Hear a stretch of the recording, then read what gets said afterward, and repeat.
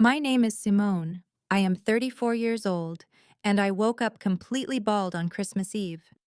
My husband had taken electric clippers to my head while I slept, leaving my beautiful waist-length locks scattered across our bedroom floor like garbage. On my pillow was a bright yellow sticky note written in his perfectly neat handwriting. It read, "Now you look just as ridiculous as the person you really are." He thought breaking my spirit would make me docile.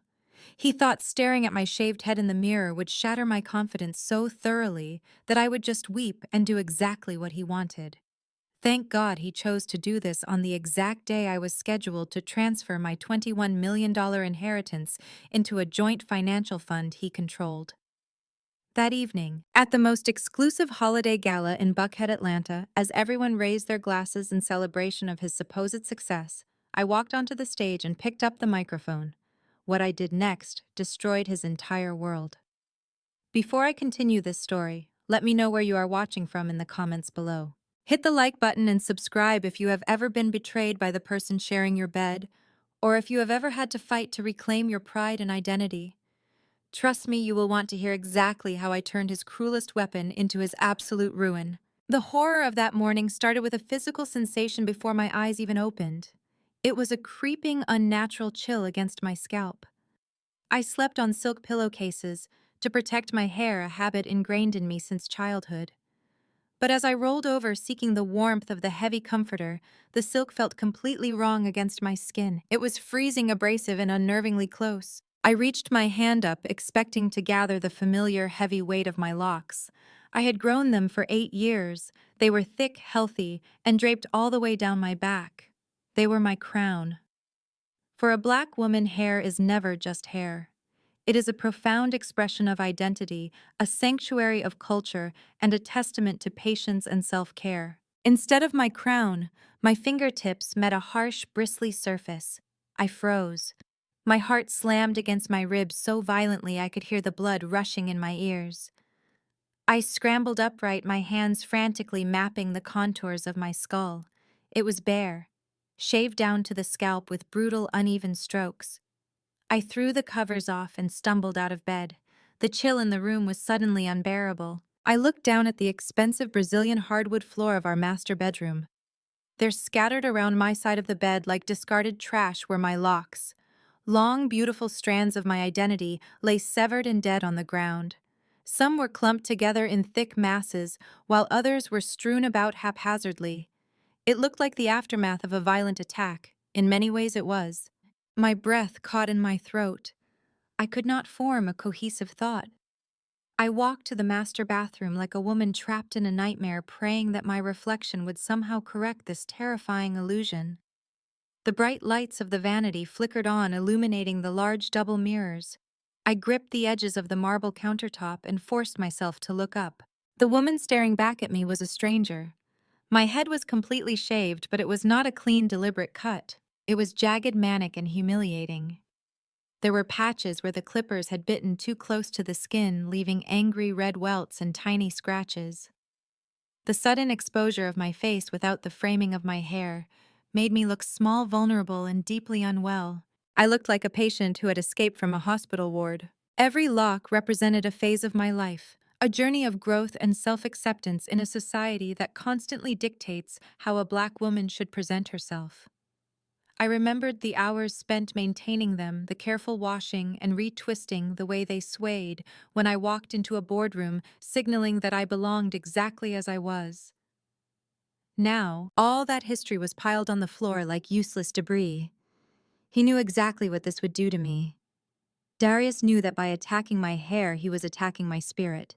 He was attacking my connection to my heritage and my womanhood. The cruelty was not just in the act of cutting the hair, it was in the profound disrespect for what that hair meant to me. The tears finally came hot and fast, streaming down my face as the cold reality of my situation settled into my bones. I was married to a monster, a man who could smile in my face at dinner and mutilate me in my sleep. I forced myself to stand up, wiping the tears roughly from my cheeks. That was when I saw it. Sitting on the vanity right next to his expensive cologne were his heavy-duty electric clippers. The blades were still clogged with dark hair, and stuck to the mirror right at my eye level was a bright yellow sticky note.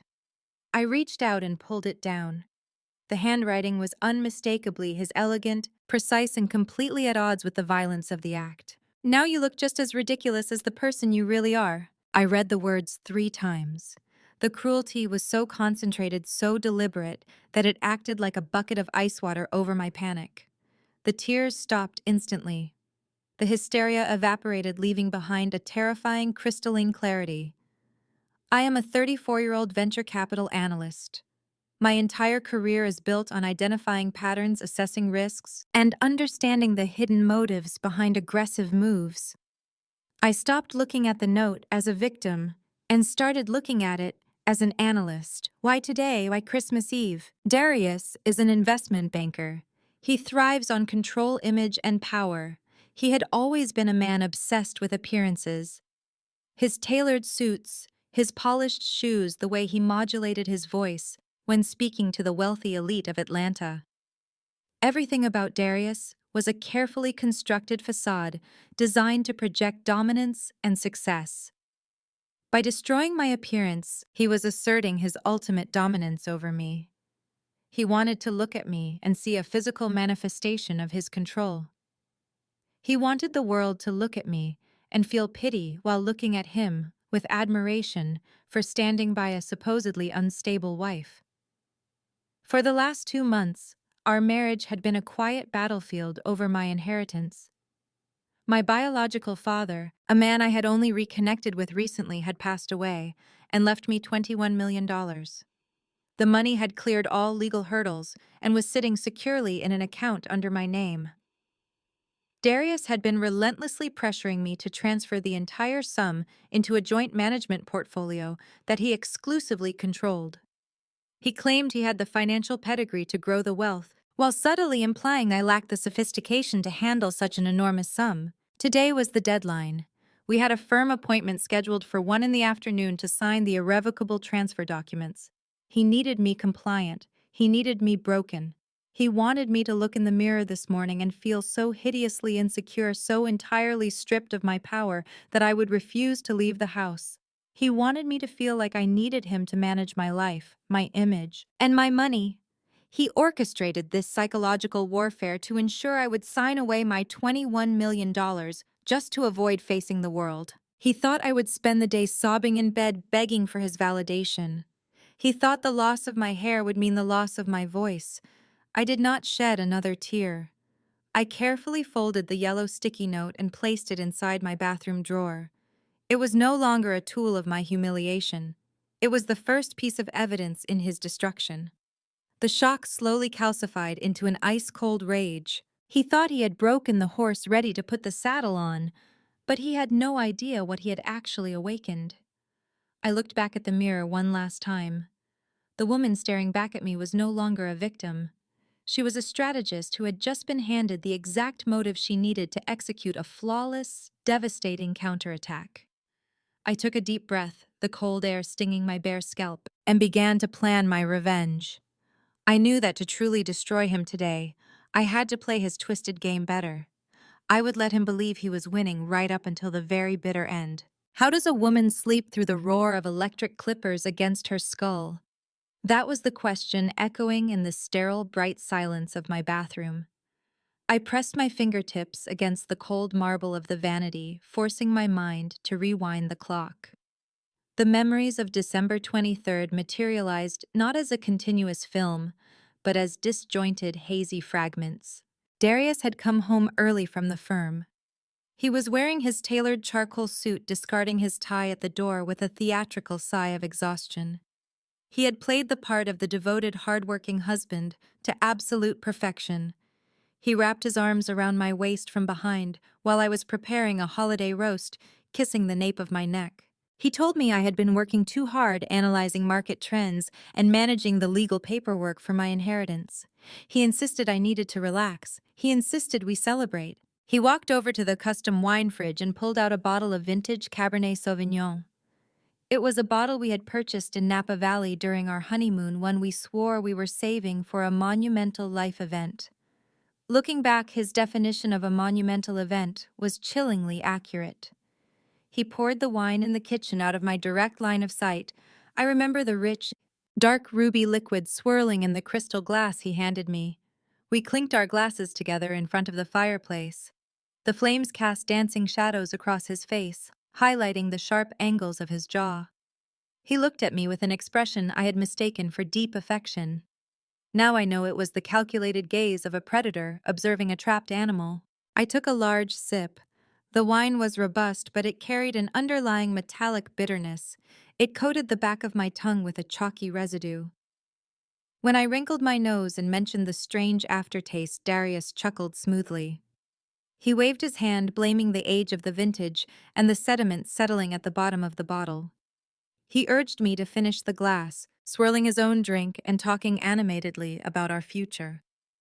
Our future with my $21 million safely secured in his management portfolio. The onset of the drug was terrifyingly swift. It did not feel like natural fatigue. It felt like a heavy, suffocating blanket being thrown over my brain. Within 20 minutes, my limbs transformed into lead. The crackling sounds of the fireplace grew muffled, as if I were listening to them underwater. I tried to stand up from the leather armchair, but my knees buckled, my vision blurred, doubling the edges of the room. I remember gripping the armrest, a sudden surge of panic fighting through the chemical fog. I looked at Darius. He was not moving to catch me. He was sitting perfectly still on the edge of the sofa, watching my coordination collapse. The charming smile had vanished from his face, replaced by a cold, clinical detachment. He stood up only when my chin hit my chest. He whispered something in my ear, his breath hot against the very hair he was about to butcher. I could not comprehend the words. He scooped me up into his arms, carrying my dead weight up the grand staircase. The last sensory detail I recorded before plunging into total darkness was the steady, unbothered rhythm of his heartbeat against my cheek. He was not nervous. He was not acting on a sudden impulse of rage. Drugging his wife to mutilate her was a premeditated operation executed with the terrifying calm of a man who believed he was completely untouchable. He had purchased those clippers in advance. He had sourced the sedatives. He had waited for the exact right evening, ensuring I would be unconscious long enough for him to shear away my identity strand by strand, sweeping up the evidence and planting his cruel little yellow note before dawn. The sheer mechanics of his betrayal required a sickening level of intimacy. To drug a woman in her own home to violate the sanctity of the space she curated and nurtured is a specific type of evil. He had watched me arrange the holiday decorations that very morning. He had watched me meticulously twist and oil my locks the night before, praising their length and vitality. Every compliment was a lie. Every touch was a prelude to an attack. The bitter taste of the Cabernet lingered in my memory, a phantom flavor that now made bile rise in my throat. I wondered exactly what pills he had crushed into the dark liquid. The dosage had to be massive to ensure I would not wake up to the buzzing vibration of metal teeth dragging across my scalp. The vulnerability of sleep is something you only entrust to someone who has vowed to protect you. Darius weaponized that trust. He weaponized our anniversary wine. He weaponized our home. He turned my safe haven into an operating room where he surgically extracted my confidence. The physical violation was horrific, but the psychological warfare underlying it was his true masterpiece. Darius is not just a banker. He is a product of Buckhead High society. He belongs to a world where image is currency, where legacy families measure worth by country club memberships, alumni associations, and the ability to project flawless superiority. In his world, a wife is not an equal partner. She is a carefully curated accessory meant to reflect the husband's dominance. For years, he had molded me to fit this role, dictating the social events we attended, the people we associated with, and the image we projected. But his control began to fracture the moment my biological father entered the picture. I had grown up solidly working class, a fact Darius and his elitist family never let me forget. My late father, however, was a self-made tech pioneer who sought me out in the final years of his life. We had spent months quietly building a relationship, bridging decades of separation. When he passed away, leaving me an astounding $21 million. The power dynamic in my marriage shifted instantly. I was no longer the working-class girl Darius had elevated through marriage. I possessed generational wealth that dwarfed his carefully managed portfolio. I possessed absolute autonomy. To a narcissist like Darius, my newfound independence was an existential threat. The money did not bring him joy because it did not originate from him. It made him profoundly insecure. He could not stand the way I walked taller, the way I spoke with more authority in financial discussions, the way my confidence blossomed. He realized that a woman with $21 million of her own money does not have to tolerate microaggressions. She does not have to smile politely at condescending remarks. She can simply pack her bags and leave. He needed to neutralize that threat before I fully realized my own power. His strategy shifted from subtle emotional manipulation to aggressive financial coercion. Over the past 8 weeks, he waged a relentless campaign to convince me that I was entirely incapable of managing such vast wealth. He used his professional jargon as a weapon, throwing around complex investment terms, tax liabilities, and market volatility statistics to make my head spin. He constantly reminded me of my lack of financial pedigree. He framed his desire to control the money as an act of loving protection, insisting that setting up a joint, irrevocable management trust under his name was the only way to secure our future. Today, at 1 in the afternoon, the bank executives were scheduled to arrive at our home to finalize the transfer. But despite his relentless gaslighting, I had been hesitating. My instincts as a venture capital analyst told me to slow down to review the fine print to maintain sole control. Darius sensed this hesitation.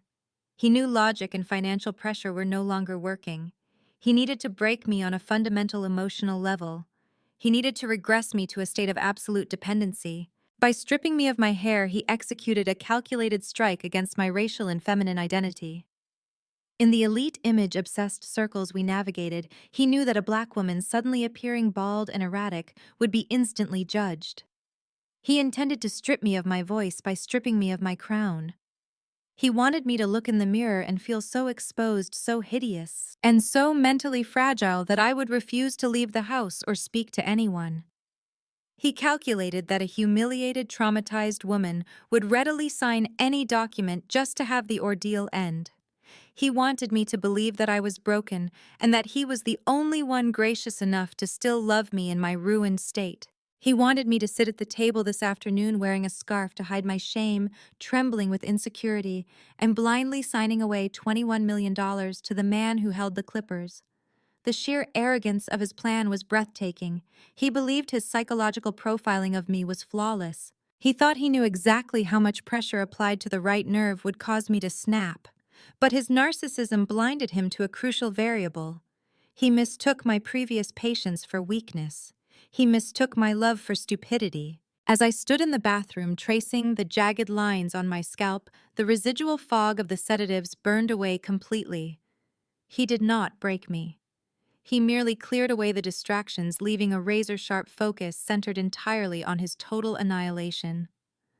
I took a deep, steadying breath, gripped the edges of the marble sink, and stared directly into the mirror one last time. The terrified victim was entirely gone. A cold, meticulous, and calculating architect of ruin had finally taken her rightful place. Today would not be the day I lost my absolute fortune.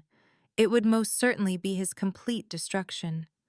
I turned away from the mirror, ready to face the family that had always despised me, ready to play my part in this twisted holiday morning before unleashing my ultimate counterattack. I walked out of the master bathroom, pulling a thick emerald silk scarf from my dresser drawer to wrap tightly around my violated scalp. I tied the knot at the nape of my neck with precise, deliberate movements, sealing my trauma beneath the luxurious fabric. The grand staircase of our Buckhead mansion loomed ahead. As I descended the sweeping mahogany steps, the scent of cinnamon and catered Christmas Eve brunch drifted up from the kitchen, a sickeningly sweet contrast to the nightmare I had just survived. I could hear the muted, aristocratic laughter of my in-laws echoing from the formal living room. This was the audience Darius had meticulously assembled for my humiliation. To understand the psychological torture Darius planned for me today, you must first understand the toxic ecosystem that produced him. Darius is the golden child of a legacy Atlanta family. His mother, Vivian, is a 60-year-old matriarch who operates entirely on a currency of status exclusion and deep-rooted colorism. Vivian is a woman who prides herself on her generational wealth, tracing her lineage back to the Black elite who built their fortunes during segregation. She is a prominent figure in the most exclusive social clubs, a woman whose entire identity is anchored in her light complexion and her perceived superiority over anyone who had to actually work for their money. From the very first day Darius introduced me to her, Vivian made it abundantly clear that I was an unwelcome intrusion into her pristine bloodline. I possess a rich, dark complexion, a trait she views with undisguised disdain. In Vivian's archaic, prejudiced worldview, I was a working-class girl who had somehow managed to infiltrate the upper echelons of Buckhead society. She weaponized her microaggressions with the skill of a seasoned assassin. She would gift me expensive skin-lightening creams under the guise of offering high-end skincare recommendations. During elegant dinner parties, she would loudly commend my ambition while simultaneously reminding the guests that I grew up in a modest neighborhood on the south side of town, framing my existence as a testament to her son's profound charitable nature. Vivian wanted me to feel a constant suffocating debt of gratitude. She expected me to bow my head and thank the heavens that a man of Darius's pedigree had reached down into the dirt to elevate me. Every interaction with Vivian was designed to remind me of my place.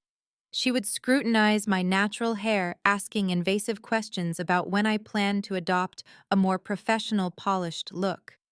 She equated my locks with a lack of refinement, viewing them as a glaring indicator of my working-class roots.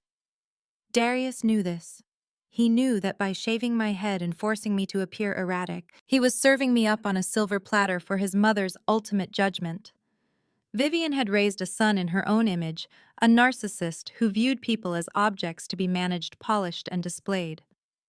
By dragging me down to a state of perceived mental instability, Darius was proving his mother right. He was validating her long-standing theory that I was inherently flawed, unpolished, and completely unworthy of their family name. Vivian's approval was the ultimate prize Darius sought, and offering up my shattered dignity was his way of securing his place as her perfect son. She viewed my newly acquired $21 million inheritance not as my personal blessing, but as a delayed dowry. In her eyes, that money was rightful compensation for allowing a dark-skinned, working-class woman to attach her name to their supposedly flawless legacy. She truly believed I owed them my life, my sanity, and every single dime my father left me. The air in the living room felt heavy with their collective arrogance as I approached the arched doorway. I paused just out of sight, listening to the clinking of crystal mimosas and the arrogant drawl of the people who despised me, yet happily feasted under my roof. Vivian was not the only monster waiting in the wings. The toxic echo chamber of my husband's family did not end with his mother. It was amplified and violently sustained by his younger sister Tasha and her husband Kendrick. Tasha is 32 years old, a woman whose entire existence revolves around projecting an illusion of astronomical wealth on social media.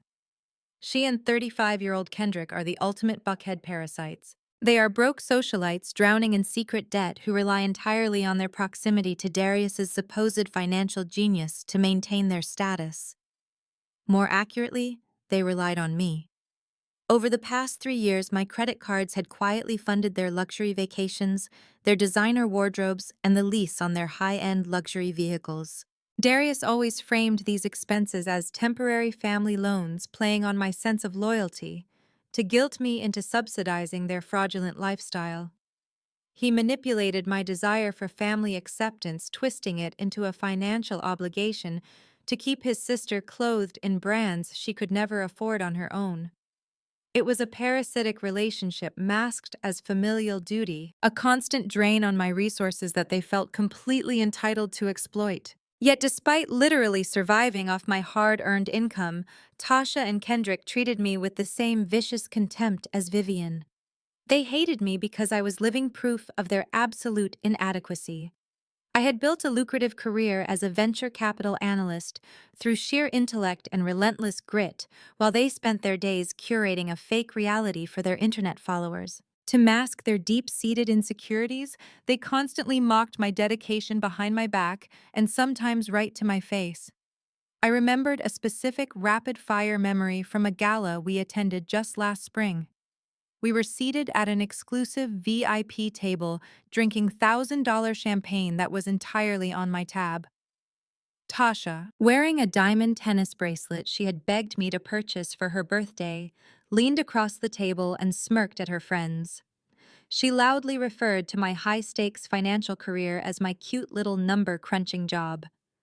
She laughed, tossing her expensive weave over her shoulder, and declared that it was so sweet how I tried to play the corporate game, but thank goodness Darius was the real provider who kept the family afloat.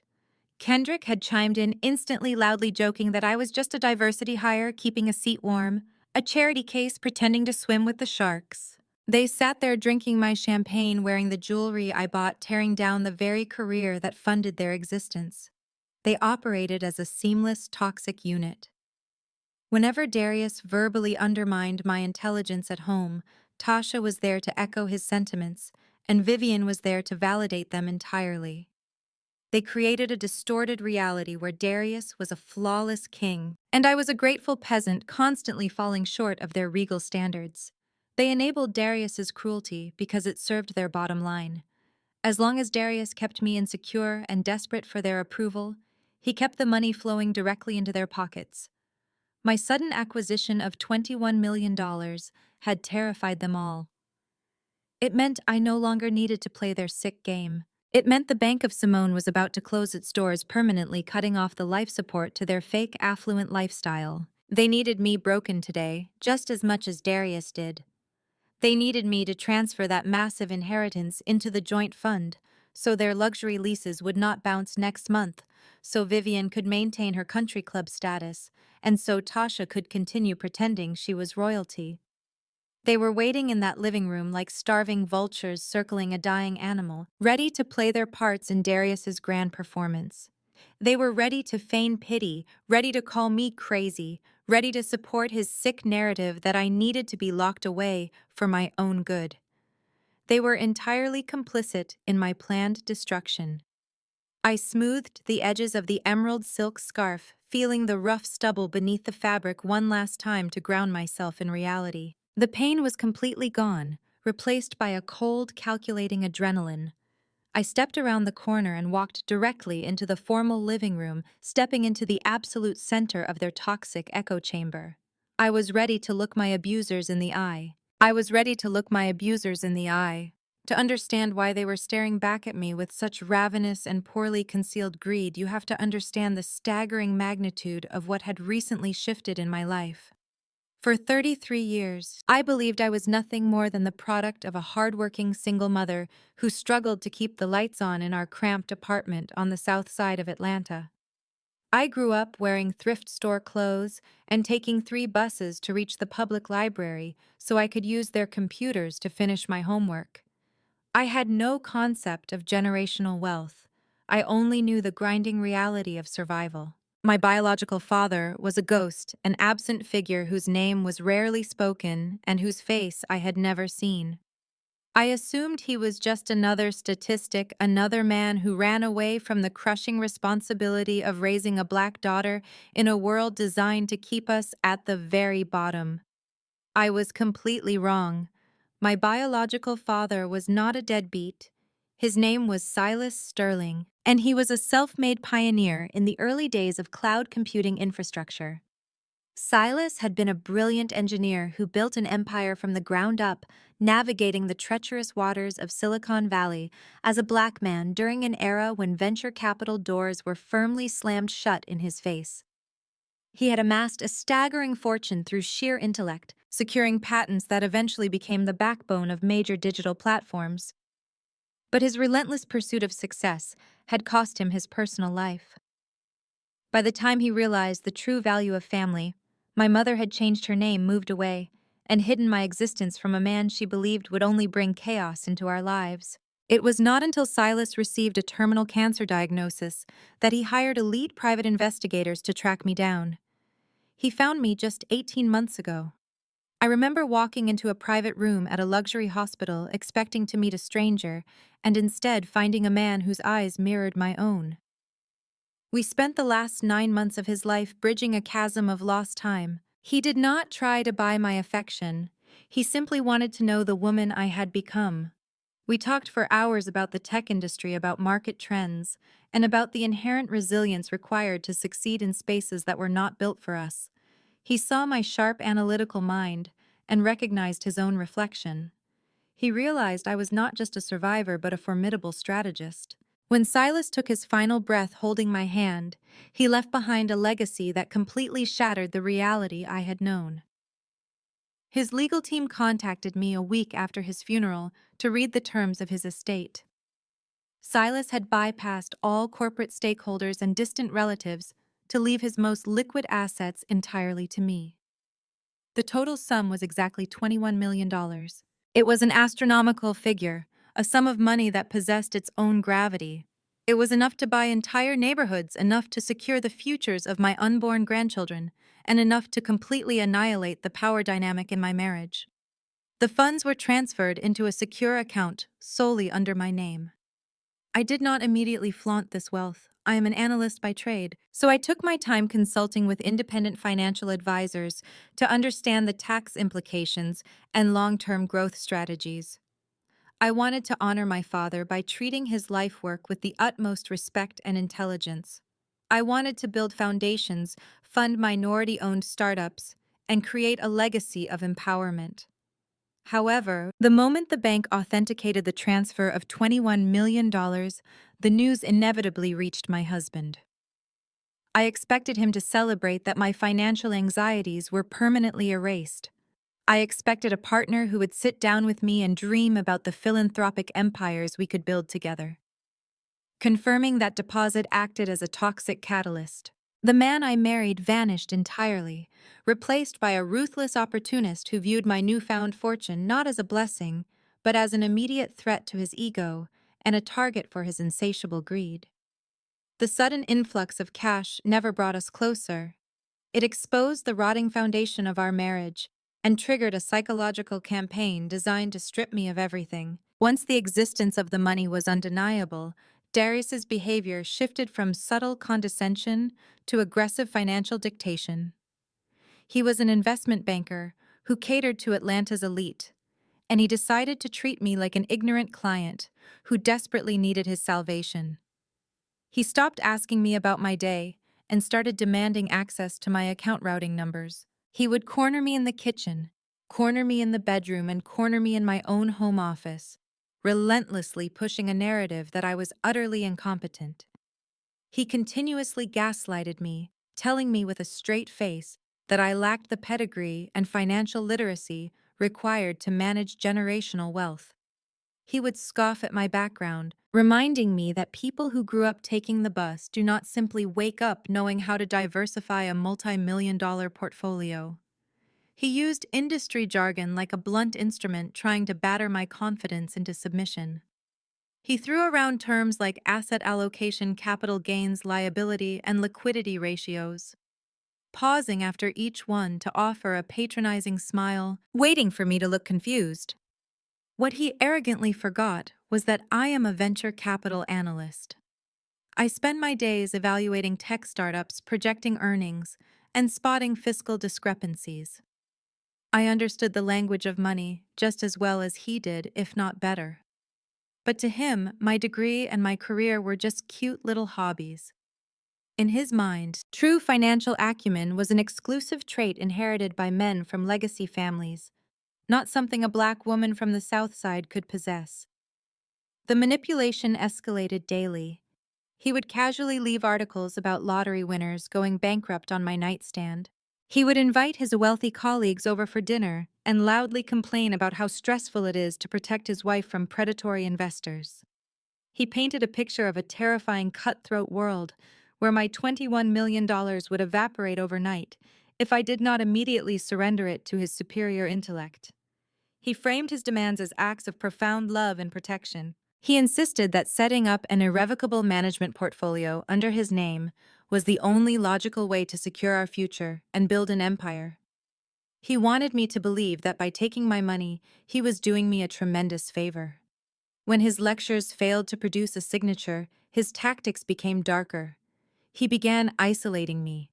He monitored my calls, questioned my meetings with my independent advisors, and started planting seeds of doubt within his own family, telling them the sudden wealth was causing me to experience a mental breakdown.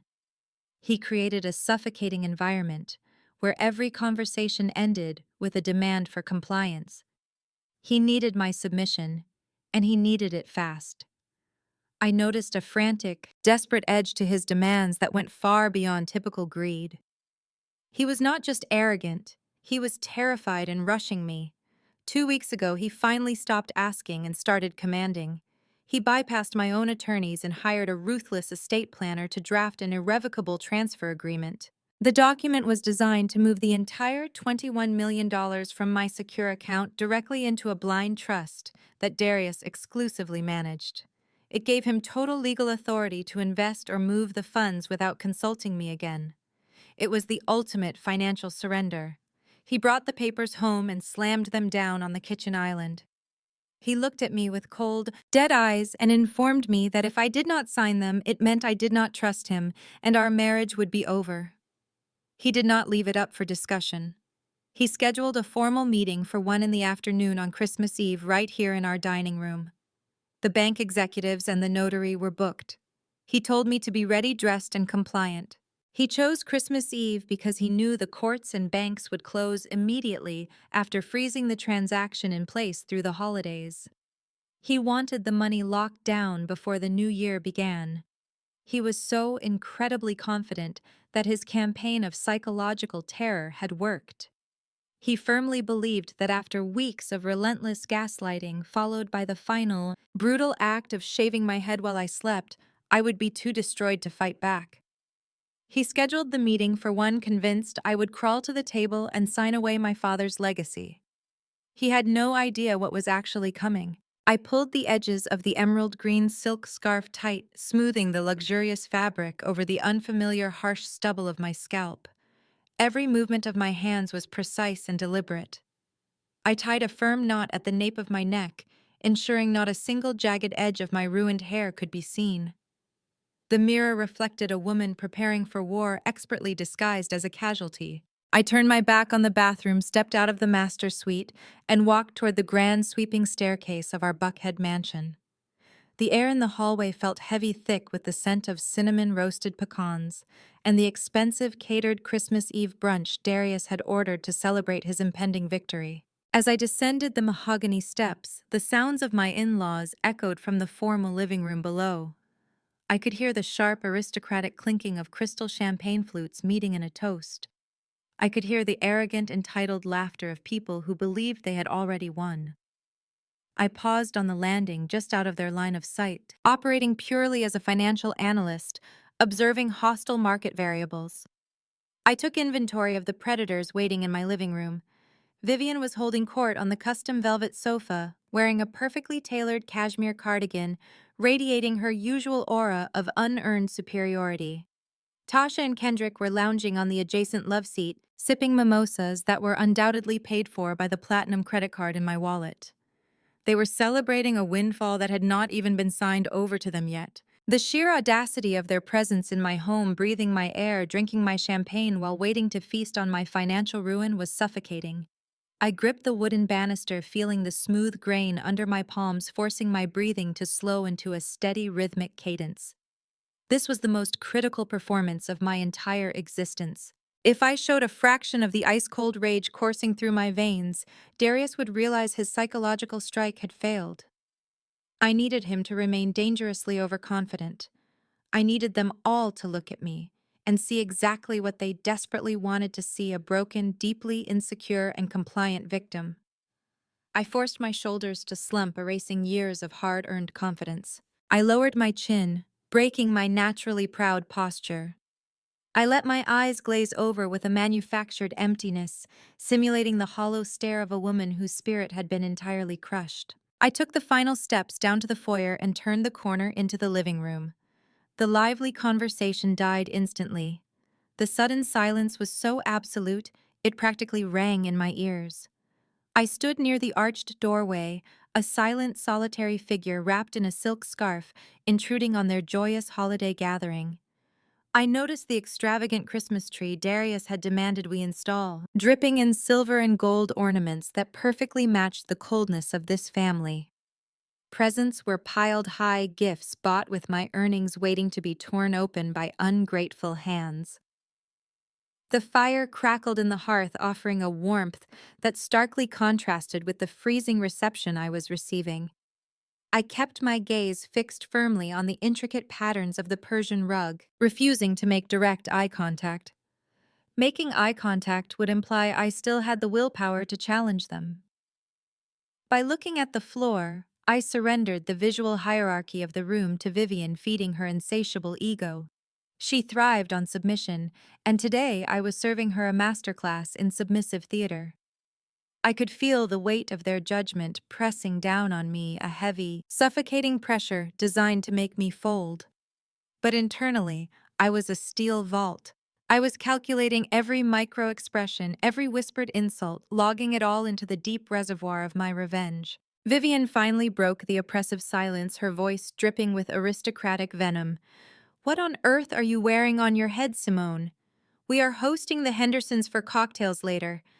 You cannot be seen walking around my son's house looking incredibly ghetto." Tasha barked a short, malicious laugh, taking a long sip of her mimosa. "Right.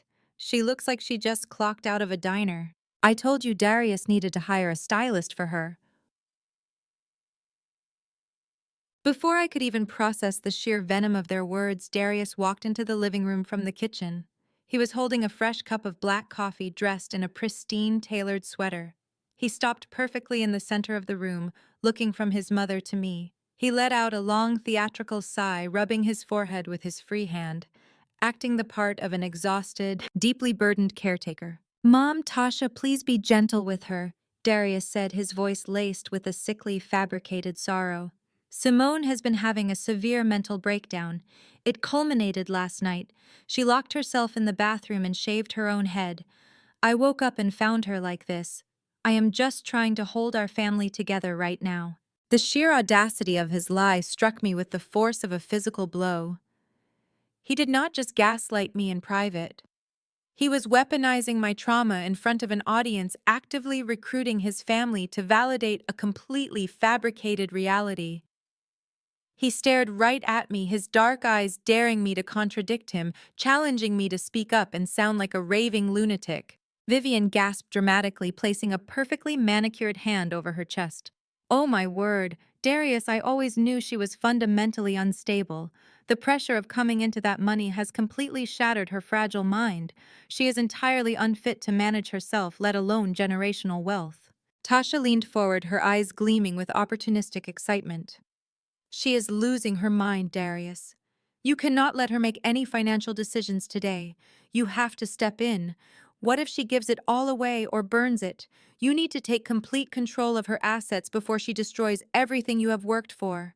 As I stood there listening to them effortlessly build this narrative, the true, horrifying scope of Darius's plan clicked into place in my analytical mind. This was not just about embarrassing me before a banking meeting. This was the foundational groundwork for a legal takeover. By establishing a narrative of severe mental instability, corroborated by his mother and sister as witnesses, Darius was building a case for involuntary psychiatric commitment. If I fought back, if I screamed that he had drugged me and assaulted me with clippers, I would sound exactly like a paranoid schizophrenic suffering from severe delusions. He would use my own desperate truth as proof of my insanity. Once I was locked in a psychiatric ward, stripped of my credibility and freedom, he would petition the courts for a permanent conservatorship. He would not just get the $21 million today. He would gain absolute legal authority over my entire existence. I would become a prisoner in my own life, heavily medicated and silenced forever, while he and his parasitic family drained my father's legacy dry. The sheer terrifying magnitude of his evil was breathtaking. He had planned to legally erase me. Darius walked over to me, placing a heavy, condescending hand on my shoulder. His touch made my skin crawl, but I forced my muscles to remain completely limp. "Do not worry, sweetheart," he murmured, his voice loud enough for his mother to hear. "I am going to take care of everything at 1 o'clock. You just need to rest your mind. I will sign the paperwork, and I will make sure you are kept safe." I looked down at the floor, my expression blank, my posture entirely defeated. I did not scream. I did not defend myself. I did not utter a single syllable of protest. I stayed entirely silent, letting the heavy, suffocating silence confirm their narrative. My lack of resistance convinced them that I was completely broken. They looked at my bowed head and saw a woman who had surrendered to her own madness. They smiled at each other, sharing a collective glance of absolute triumph. They believed the game was already won. They believed I was a defenseless pawn. But my silence was not a surrender. My silence was the tactical patience of a sniper, holding her breath, waiting for the perfect moment to pull the trigger. I let them build their arrogant, towering house of cards, knowing that I already held the match that would burn it all to the ground. The sheer silence in the room stretched out thick and victorious for the abusers, but quietly electrifying for me. They had no idea that I was not retreating into madness. I was retreating into strategy. By leaning into their lie, by acting the part of the shattered, incompetent wife, I was guaranteeing that Darius would confidently walk into the trap I had set for him. I would let him sign the documents. I would let him believe he possessed my fortune. And then I would show this entire wicked family exactly what a woman with a perfectly sound mind and $21 million is truly capable of orchestrating. To understand the trap I had laid for him, you must understand the weapon I discovered 3 weeks ago. As a venture capital analyst, my entire livelihood relies on identifying anomalies. I evaluate balance sheets, project cash flows, and spot the tiny hidden fractures in a company's financial foundation long before the structure collapses. I had spent months ignoring the red flags in my own home, dismissing them as the standard excesses of the Atlanta elite. However, my professional training eventually overrode my marital blinders. I began tracking his expenditures against his publicly stated commission rates. I ran quiet background checks on the shell companies he casually mentioned during dinner parties. Every data point indicated massive, unsustainable debt. Darius held a senior position at a prestigious investment bank, a highly lucrative role by any standard, but his base salary and annual bonuses did not mathematically align with the sheer velocity of his spending.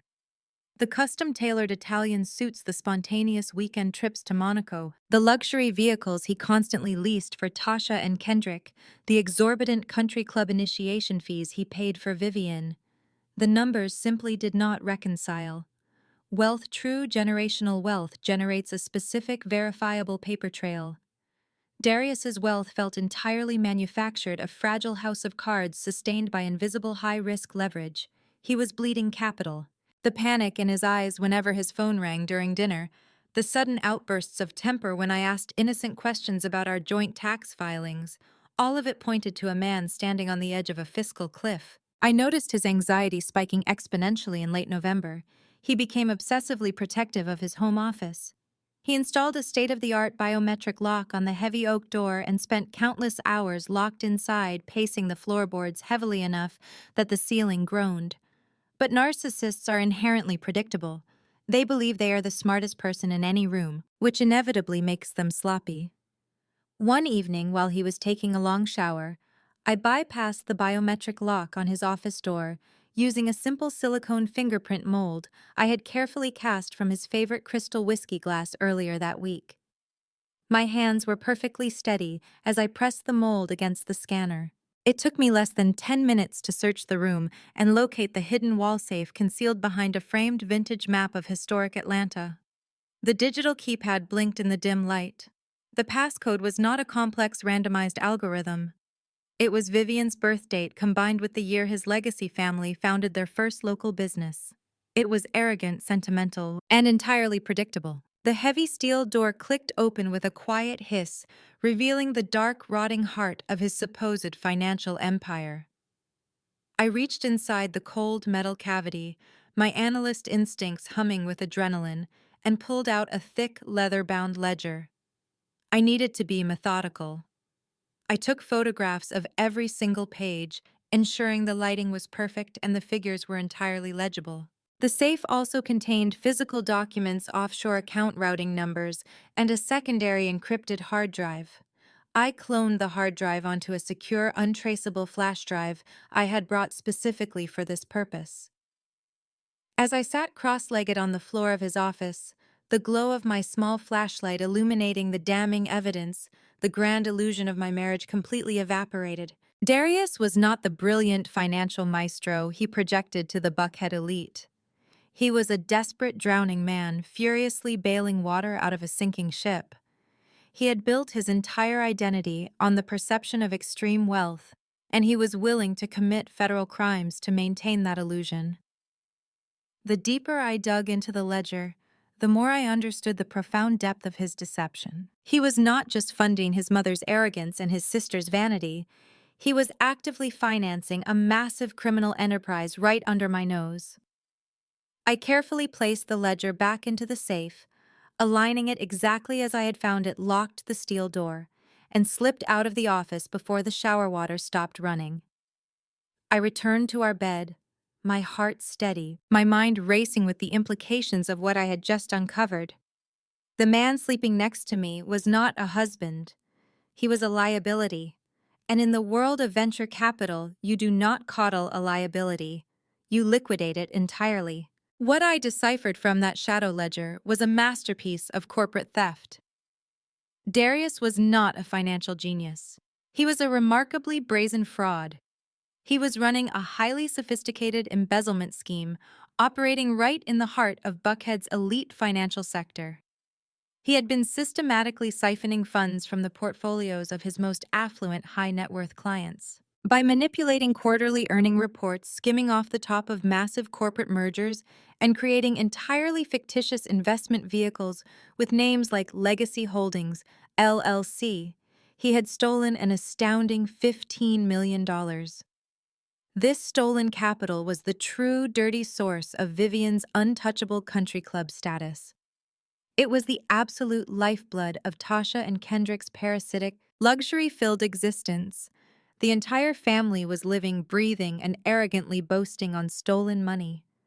They were nothing but high society thieves, draped in designer labels, masquerading as the pinnacle of black excellence, while robbing their own community blind. The ledger tracked every illegal wire transfer, every offshore account deposit, and every lavish purchase made with embezzled cash. I saw the exact transactions that paid for Tasha's leased luxury vehicles and Kendrick's endless supply of designer watches. I saw the massive fraudulent withdrawals that kept Vivian dripping in diamonds while she looked down her nose at my working-class roots. I even found payroll documents listing his mother and sister as highly paid consultants for his fake shell companies, inextricably linking them to the crime. But the ledger revealed an even more terrifying reality closing in on Darius. Tucked inside the back cover of the book was a confidential internal notice from his firm's compliance department. An anonymous whistleblower had flagged several suspicious offshore transfers. As a result, a comprehensive federal audit by the Securities and Exchange Commission was scheduled for the very first week of January. The moment those federal auditors opened his books, the missing $15 million would be glaringly obvious. The resultant financial implosion would not just strip him of his prestigious banking license, it would guarantee him a lengthy, miserable sentence in a federal penitentiary. Furthermore, the audit would undoubtedly trigger a catastrophic chain reaction, exposing Vivian, Tasha, and Kendrick as active accomplices who knowingly received spent and effectively laundered stolen funds. The entire arrogant Legacy family would be criminally indicted, utterly disgraced, and stripped of their freedom. Their worst nightmare was not just poverty. It was public humiliation, seized assets, and matching federal prison uniforms. This impending federal doom was the true desperate motivation behind his sudden aggressive obsession with my inheritance. When my biological father passed away and left me $21 million, Darius did not see a grieving daughter receiving a final gift. He saw a perfectly timed, miraculous bailout. He desperately needed my money to quietly replace the $15 million he had embezzled before the federal auditors arrived in January. He planned to slide my clean capital into his client's drained accounts, erasing his crimes just days before the deadline. He would then use the remaining $6 million to maintain his lavish lifestyle and fund his next illicit venture without anyone ever noticing the massive deficit. But to access those life-saving funds, he needed my absolute unquestioning compliance. He needed me to sign those irrevocable transfer documents today, and to ensure I would not ask any probing questions, to guarantee I would not hire independent financial auditors to review his proposed joint trust. He needed to break my mind completely. The shaved head, the drugged anniversary wine, the relentless daily gaslighting. All of it was a frantic, terrifying race against a federal clock. He had to convince his family, his friends, and eventually the courts that I was completely insane so that he could assume legal conservatorship over my assets and save himself from prison. He was willing to destroy my identity, my sanity, and my freedom just to balance his stolen books. He needed me committed to a psychiatric ward, stripped of my human rights, so he could comfortably steal my father's legacy to cover his own colossal failures. Sitting in the living room on Christmas morning, surrounded by my abusers, I knew I held the ultimate power to dictate their absolute destruction. I possessed the evidence that would legally bury them all without a single drop of mercy. But the ledger was not the only item hidden in the dark recesses of that steel vault. When I reached further into the cold metal cavity that night, 3 weeks ago, my fingers brushed against a smooth, rectangular object tucked beneath a stack of offshore incorporation documents. It was a cheap, disposable, prepaid cell phone, a burner phone, the ultimate cliché of a desperate criminal. I pulled it out and pressed the power button. The screen illuminated the dark office with a harsh, glaring white light. Darius, in his infinite, unchecked arrogance, had not even bothered to set a passcode lock on the device. He truly believed his biometric safe was an impenetrable fortress, rendering any secondary security measures completely unnecessary. His hubris was always his greatest vulnerability. I swiped the screen to unlock the phone and navigated straight to the messaging application. There was only one active contact saved in the device, listed simply under the initial R. It took me less than 2 minutes of scrolling through the extensive, highly explicit message history to identify the woman on the other end. It was Rachel, his 26-year-old executive assistant. She was a woman who routinely smiled at me during corporate holiday parties, complimenting my dresses while pouring me champagne. The messages were a sickening chronicle of a long-term affair that had been operating right in the open for over 2 years. They detailed secret afternoon rendezvous at luxury boutique hotels, weekend getaways disguised as executive banking seminars, and lavish gifts purchased with the very funds he was aggressively embezzling from his clients. Most women would describe finding out about their husband's infidelity as a shattering, heartbreaking experience. They would talk about the tears, the profound sense of betrayal, the sudden agonizing collapse of their self-esteem. I experienced none of those things. As I sat cross-legged on the hardwood floor of his home office, scrolling through endless streams of romantic declarations and graphic photographs, my heart did not break. It hardened. I am a venture capital analyst. I am trained to evaluate the viability of startups, to assess risk, and to ruthlessly liquidate assets that are underperforming or operating in bad faith. In that moment, I stopped viewing my marriage as a sacred emotional bond. I categorized it exactly as it was, a profoundly catastrophic investment. Darius was no longer my partner. He was a hostile entity who had breached the core terms of our contract. Finding the burner phone did not destroy me. It fueled my strategy. It provided me with the ultimate undeniable proof of his complete moral bankruptcy. The affair was not a tragedy. It was a highly valuable data point. It demonstrated that his capacity for deception was not limited to his professional life. His ability to lie was comprehensive, extending into the most intimate corners of our shared existence. He was capable of looking me directly in the eyes, swearing his undying loyalty, and then immediately texting his assistant to complain about my presence in his home. He viewed me purely as an obstacle, a hurdle to be cleared, so he could fully enjoy the fraudulent spoils of his financial crimes with his compliant, adoring subordinate. I methodically photographed every single text exchange using my own encrypted device. I captured the dates, the timestamps, and the specific locations they mentioned. I documented how he mocked my working class background to her, how they both laughed at Vivian's relentless colorism, and how Rachel eagerly anticipated the day I would be permanently removed from the picture. They were planning a grand, luxurious future together, a future funded entirely by my biological father's legacy and the stolen millions from his elite Buckhead clientele. Rachel was not just a mistress. She was an active co-conspirator, a woman fully aware of his embezzlement scheme, and happily waiting for the massive payday my inheritance would provide. The sheer banality of his infidelity was almost insulting. He was a supposedly brilliant investment banker, yet he was engaging in the most predictable pedestrian betrayal imaginable. He was risking federal prison and the implosion of his marriage for an office romance. It confirmed my assessment that Darius was not a mastermind. He was a reckless, impulsive amateur playing a highly dangerous game. And amateurs are remarkably easy to destroy when you understand their motivations. The infidelity was a predictable, pathetic cliché, but the true, terrifying horror lay buried much deeper in their message history. As I scrolled further back into the archives of their digital conversations, searching for mentions of my newly acquired $21 million inheritance, the tone of their texts shifted from romantic escapades to something infinitely more sinister. I uncovered a detailed, meticulously planned conspiracy that made the blood freeze in my veins. They were not just planning to steal my money and file for a standard divorce. They were actively plotting to erase my civil liberties, strip me of my bodily autonomy, and lock me away in a secure psychiatric facility against my will. The messages laid out a horrific step-by-step roadmap for my absolute destruction. Darius knew that simply transferring the funds would not be enough to silence me.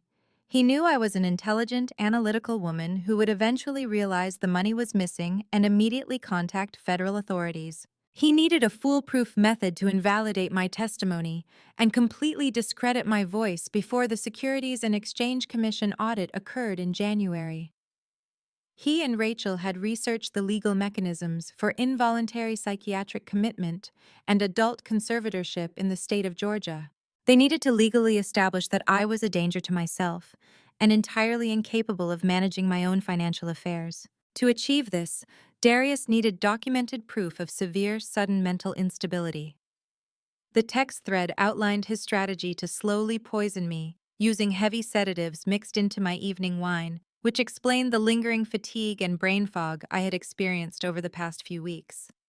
He planned to create a narrative of erratic, paranoid behavior using his mother and his sister as unwitting, highly vocal witnesses to my supposed mental decline. But the most sickening revelation was his plan for the ultimate physical proof of my breakdown. In a message dated 3 days before Christmas Eve, Rachel had texted him asking how he planned to convince the doctors that I was truly unhinged. Darius replied with a chilling single sentence: "I am going to wait until she is heavily sedated, and then I am going to shave her head completely bald." I sat staring at the glowing screen, the sheer magnitude of his evil washing over me. He knew exactly what a black woman's hair represents. He knew the societal implications, the deep cultural significance, and the personal pride tied to my locks. By forcibly shaving my head, he was intentionally creating a visual spectacle of insanity. He planned to call an emergency psychiatric evaluation team to our Buckhead mansion, presenting them with a traumatized, bald, heavily sedated woman who was crying hysterically about being attacked in her sleep. In the eyes of the law, and in the prejudiced view of the medical system, I would look exactly like a woman suffering from a severe, violent psychotic break. He even had a corrupt, highly paid concierge physician in his social network, ready to sign the involuntary commitment papers without asking any difficult questions. Once I was securely locked inside a psychiatric ward, heavily medicated and completely isolated from the outside world, Darius would execute the final phase of his plan. He would present the forged documents and the medical evaluations to a judge petitioning for full legal conservatorship over my person and my estate. He wanted absolute unchecked authority over my $21 million, my healthcare decisions, and my physical freedom. He would use my inheritance to silently replace the $15 million he had embezzled from his clients, saving himself from federal prison. Then he and Rachel would take the remaining $6 million and live lavishly while I rotted in a sterile white room, screaming a truth that no one would ever believe, because I had been legally certified as insane. The sheer terror of reading my own planned demise was paralyzing. This was not a simple financial crime. It was an attempted murder of my identity, my liberty, and my future. I realized how incredibly close I had come to losing absolutely everything. If I had not bypassed the biometric scanner on that safe, if I had not found that burner phone, I would have woken up on Christmas Eve, panicked and hysterical, playing perfectly into his trap. I would have screamed at the paramedics when they arrived, fighting them as they strapped me to a gurney, giving him all the evidence he needed to secure my institutionalization. But knowledge is the ultimate armor. Understanding the full scope of his conspiracy neutralized the terror and replaced it with a lethal, hyper-focused clarity. He wanted to play a game of psychological warfare, utilizing my trauma as a legal weapon. I carefully placed the burner phone back into the hidden safe, exactly where I had found it, ensuring not a single fingerprint or smudge indicated it had been disturbed. I locked the heavy steel door, stood up from the hardwood floor, and walked out of the home office with a singular, unbreakable resolve. I was not going to a psychiatric ward. I was going to construct a legal and financial trap so flawless, so utterly inescapable that it would bury Darius, his mistress, and his entire toxic family under the crushing weight of their own criminal arrogance. I had the ledger. I had the texts. Now I needed to forge the ultimate weapon. I had the ledger. I had the texts. Now I needed to forge the ultimate weapon. 2 weeks before Christmas Eve, while Darius believed I was out shopping for holiday decorations, I walked into the sleek, glass-paneled high-rise of the most formidable legal mind in Atlanta. Her name was Evelyn. At 50 years old, she was a legendary corporate attorney known throughout the Buckhead elite as an absolute apex predator in the courtroom. She did not handle petty divorces or minor civil disputes. She handled the systematic dismantling of fraudulent empires. She was a woman who built her reputation on tearing down arrogant men who thought they could outsmart the system. I had researched her extensively. I needed a shark, and Evelyn had rows of razor-sharp teeth hidden behind a perfectly tailored designer suit and a flawless, chilling smile. I sat across from her massive mahogany desk, placing the encrypted flash drive down on the polished wood. I did not cry. I did not tremble. I delivered my presentation with the exact same clinical precision I used when pitching a $90 million tech startup to a room full of skeptical investors. I laid out the financial discrepancies. I explained the offshore shell companies. I detailed the $15 million deficit in Darius's management portfolio. Then I handed her the printed transcripts of the text messages detailing the involuntary psychiatric commitment plot. I watched her perfectly manicured hands turn the pages. Her expression remained entirely neutral, a testament to decades spent navigating the darkest corners of corporate greed and human depravity. When she finally looked up, her dark eyes gleamed with a terrifying predatory excitement. She leaned forward, steepled her fingers together, and told me that my husband was not just a criminal, but a spectacularly arrogant fool. She explained that Darius had made a fatal miscalculation by leaving a digital footprint of his entire conspiracy. He had handed us the blueprint to his own destruction. But Evelyn was not interested in a simple divorce settlement or a quiet reporting of his financial crimes. She looked at me and asked what kind of justice I wanted. I told her I did not want him simply exposed. I wanted him annihilated. I wanted his enablers, his toxic mother, his parasitic sister, and his complicit mistress to watch the very foundation of their false superiority crumble into dust. I wanted them stripped of their freedom and their dignity. Evelyn smiled, a slow, predatory curving of her lips that signaled the beginning of the end for my husband. She immediately recognized the urgency of the impending Securities and Exchange Commission audit scheduled for January. She understood exactly why Darius was rushing to secure my $21 million inheritance by Christmas Eve. He needed the holiday blackout period to execute his psychiatric hold and shuffle the funds before the federal investigators arrived. Evelyn knew we had to act with surgical precision. We could not afford to tip him off. We had to let him believe he was executing a flawless checkmate. To do that, we needed to bring in a higher power. Evelyn reached for her desk phone, bypassing her assistant entirely. She dialed a direct line, her voice dropping an octave as she spoke to someone on the other end. She was calling in favors forged through years of operating at the highest echelons of Atlanta's legal and political spheres. She was contacting the Federal Bureau of Investigation. The sheer gravity of what was happening settled over me not as a weight, but as an impenetrable armor. I was no longer a wife navigating a toxic marriage. I was a cooperating witness in a massive federal sting operation. Evelyn hung up the phone and looked at me with absolute clarity. She explained that to lock Darius in a cage for the rest of his natural life, we could not just show them the ledger. We had to let him commit the crime in real time. We had to hand him the rope and let him tie the noose around his own neck. We needed to let him attempt the theft of my $21 million while the federal authorities watched his every move. I would have to return to my mansion and play the perfect, unsuspecting wife for 14 excruciating days, sharing a bed with a man planning to destroy me. Evelyn arranged a highly classified meeting later that same afternoon with two senior special agents from the white-collar crime division. Sitting in an unmarked conference room, I watched as they authenticated the contents of my flash drive. The agents confirmed that the sheer scale of Darius's embezzlement was staggering.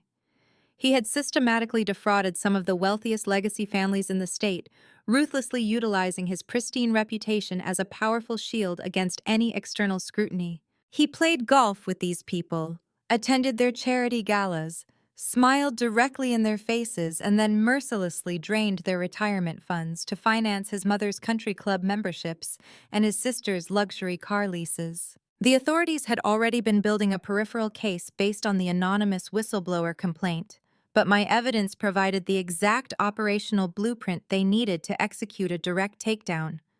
However, the agents agreed with Evelyn's tactical assessment. To secure an airtight conviction for wire fraud, money laundering, and attempted extortion, they needed Darius to actively initiate a fraudulent transfer across state lines using the targeted funds.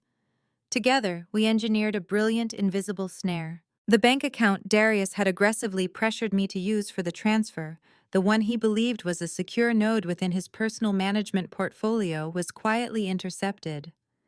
Evelyn utilized her vast legal authority to reroute the receiving end of that specific financial channel. The account Darius believed would hold my $21 million at 1 in the afternoon on Christmas Eve was actually a federal dummy account, heavily monitored and fully controlled by the United States government. The $21 million from my biological father's estate was never in any danger. It remained perfectly secure in a completely separate, heavily guarded blind trust that Evelyn had established under a different corporate entity. Darius was aggressively maneuvering to steal a ghost. The beauty of the trap lay in its devastating simplicity. The moment Darius signed the acceptance documents at our dining room table, officially acknowledging his receipt and control of the funds he believed were transferring into his portfolio, he would trigger a federal wire fraud alarm. By signing his name on those specific dotted lines, he would legally confirm his intent to embezzle, providing the Federal Bureau of Investigation with the undeniable smoking gun evidence required to arrest him on the spot. He would be cementing his own guilt in permanent ink. Every single signature would add another 5 years to his inevitable federal prison sentence. This brings us back to the suffocating atmosphere of my living room on Christmas morning. As I stood there wrapped in the emerald silk scarf, absorbing the vile insults hurled by Vivian, Tasha, and Kendrick, my silence was not born of submission. My silence was the calculated discipline of an operative waiting for the designated strike time. I listened to Darius spin his sickening narrative about my supposed mental breakdown, claiming I had shaved my own head in a fit of psychotic delusion. I watched his mother and sister eagerly validate his lies, actively participating in the conspiracy to label me insane and lock me away. I knew that every cruel word they spoke was just noise, utterly meaningless in the face of the federal hammer suspended directly above their heads. I let my shoulders slump. I stared blankly at the intricate patterns of the Persian rug. I allowed Darius to place his condescending hand on my shoulder and promised to take care of everything at 1 o'clock. He thought he was looking at a broken woman who had finally surrendered to his psychological torture. He thought his plan to strip me of my crown and my sanity had worked flawlessly. He believed that within a few hours he would possess the wealth required to erase his crimes and elevate his toxic family to untouchable status. But as I kept my head bowed, playing the role of the shattered victim to absolute perfection, a fierce, triumphant fire burned brightly within my chest. I was not a casualty of his arrogance. I was the architect of his impending doom. I was simply counting down the minutes until he willingly signed his entire life away. The trap was set.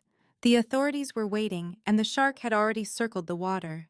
He was a dead man, walking completely oblivious to the fact that his spectacular execution had already been scheduled for the evening gala. The ultimate betrayal he designed for me would instead become the precise instrument that would utterly destroy his entire world. To execute this perfectly, I had to be patient now. Allowing the long afternoon to unfold exactly as he had meticulously scripted it. At precisely 1 o'clock, the heavy mahogany double doors of our formal dining room swung closed, sealing us inside with the senior bank executives and a highly recommended notary public. Darius sat at the head of the long table, projecting the ultimate image of the concerned, deeply protective husband, valiantly taking charge of his ailing wife's complex financial burdens. The scent of expensive leather portfolios and his custom cologne filled the stifling air. I played my assigned role with absolute chilling accuracy. I kept my eyes downcast, my shoulders hunched forward in a posture of total defeat, and my voice intentionally reduced to a fragile, trembling whisper. When the thick stack of transfer documents was finally slid across the polished wood toward me, I hesitated just long enough to make Darius sweat under his tailored suit. I could feel his predatory gaze burning into the side of my face, a silent, threatening command to comply with his demands. With a deliberately shaking hand, I signed the initial authorization, effectively relinquishing my visible hold on the funds. But the true, devastating trap lay entirely in the receiving documents. Darius eagerly snatched the sleek silver pen from the notary's hand. He was so blinded by his own greed that he did not even bother to read the fine print or verify the routing numbers. His arrogance was absolute and blinding. He swiftly signed his name on every single dotted line, legally confirming his willing acceptance of the funds into what he firmly believed was his own private management portfolio. He had absolutely no idea he was signing a digital confession directly routed to the federal authorities. The moment the notary firmly stamped the final page, a palpable wave of immense relief and sickening triumph washed over my husband. He immediately marched to the wet bar and poured himself a generous glass of aged scotch, his chest puffed out with the arrogant satisfaction of a man who believed he had just successfully stolen $21 million and permanently evaded a federal prison sentence. The oppressive afternoon seamlessly transitioned into the early evening, bringing with it the frantic, chaotic energy of high society preparation. Tonight was the highly exclusive Christmas Eve charity gala at the Buckhead Country Club. This was the undisputed pinnacle of Atlanta's elite social calendar, a dazzling event where fortunes were aggressively flaunted, powerful alliances were forged, and pristine reputations were fiercely guarded. For Darius, tonight was meant to be his ultimate glorious victory lap. He was the featured keynote speaker, a highly coveted position he had relentlessly lobbied for, intending to use the massive platform to cement his status as a titan of finance and an untouchable pillar of the community. He paced the master bedroom in his custom-tailored velvet tuxedo, adjusting his diamond cufflinks with a smug, deeply self-satisfied smirk. He looked at me sitting quietly at the vanity and coldly instructed me to make myself presentable harshly, reminding me that the entire city would be closely watching our every move. He truly believed that with the money legally secured, he could now proudly parade me around as his tragic broken trophy wife, garnering endless sympathy and admiration from his wealthy peers before brutally locking me away in a secure psychiatric ward the following week. The sheer density of his sprawling delusion was staggering. He left the master suite to join his mother and sister downstairs for pre-gala cocktails, leaving me entirely alone to prepare for the night. The air in the sprawling mansion was thick with their collective, unearned celebration. I could clearly hear Vivian's shrill, aristocratic laughter echoing up the grand staircase, intermingled with Tasha's loud, greedy bragging about the new luxury purchases she planned to make tomorrow morning. They were already mentally spending the vast fortune they believed Darius had miraculously secured for their bloodline. They were enthusiastically celebrating their continued reign at the very top of the social hierarchy, completely oblivious to the devastating federal hammer suspended directly above their heads. The atmosphere was intoxicatingly arrogant, a perfect glittering stage meticulously set for a spectacular, unforgettable collapse. I stood up from the plush vanity chair and locked the heavy bedroom door with a sharp click, ensuring my absolute privacy for the radical transformation that was about to occur. I walked over to the massive custom walk-in closet, entirely bypassing the conservative demure dresses Darius typically selected for me to wear to these stifling events. I reached into the very back of the dark wardrobe and pulled out a heavy garment bag containing a dress I had purchased specifically for a moment of absolute terrifying power. The gown was a masterpiece of architectural high fashion, constructed from heavy liquid silk in a shade of deep mesmerizing emerald green. The color intentionally symbolized the vast wealth he tried to steal and the bitter envy that consumed his toxic family. It featured a high-structured neckline that projected immediate, undeniable authority, plunging into a daring, completely backless design that radiated fierce, unapologetic confidence. It was most certainly not the dress of a submissive, broken woman. It was the impenetrable armor of an apex predator actively preparing to step directly into the hunting grounds. As I unzipped the garment bag, a sharp, angry knock rattled the locked bedroom door. Vivian's voice pierced through the heavy wood, dripping with intense condescension and thinly veiled disgust. She loudly demanded I open the door immediately. I completely ignored her arrogant request, continuing to smoothly slip the heavy emerald silk gown over my body. Vivian pounded on the wood again, her voice rising in frantic pitch as she forcefully instructed me to wear a high-quality lace front wig tonight. She explicitly stated that she adamantly refused to be publicly embarrassed in front of the entire Buckhead elite by a dark-skinned daughter-in-law who currently looked like a traumatized street urchin. She barked orders at me to cover up my hideous mistake, to put on a respectable face, and to stand silently behind her brilliant son without drawing any unwanted attention to my supposedly erratic behavior.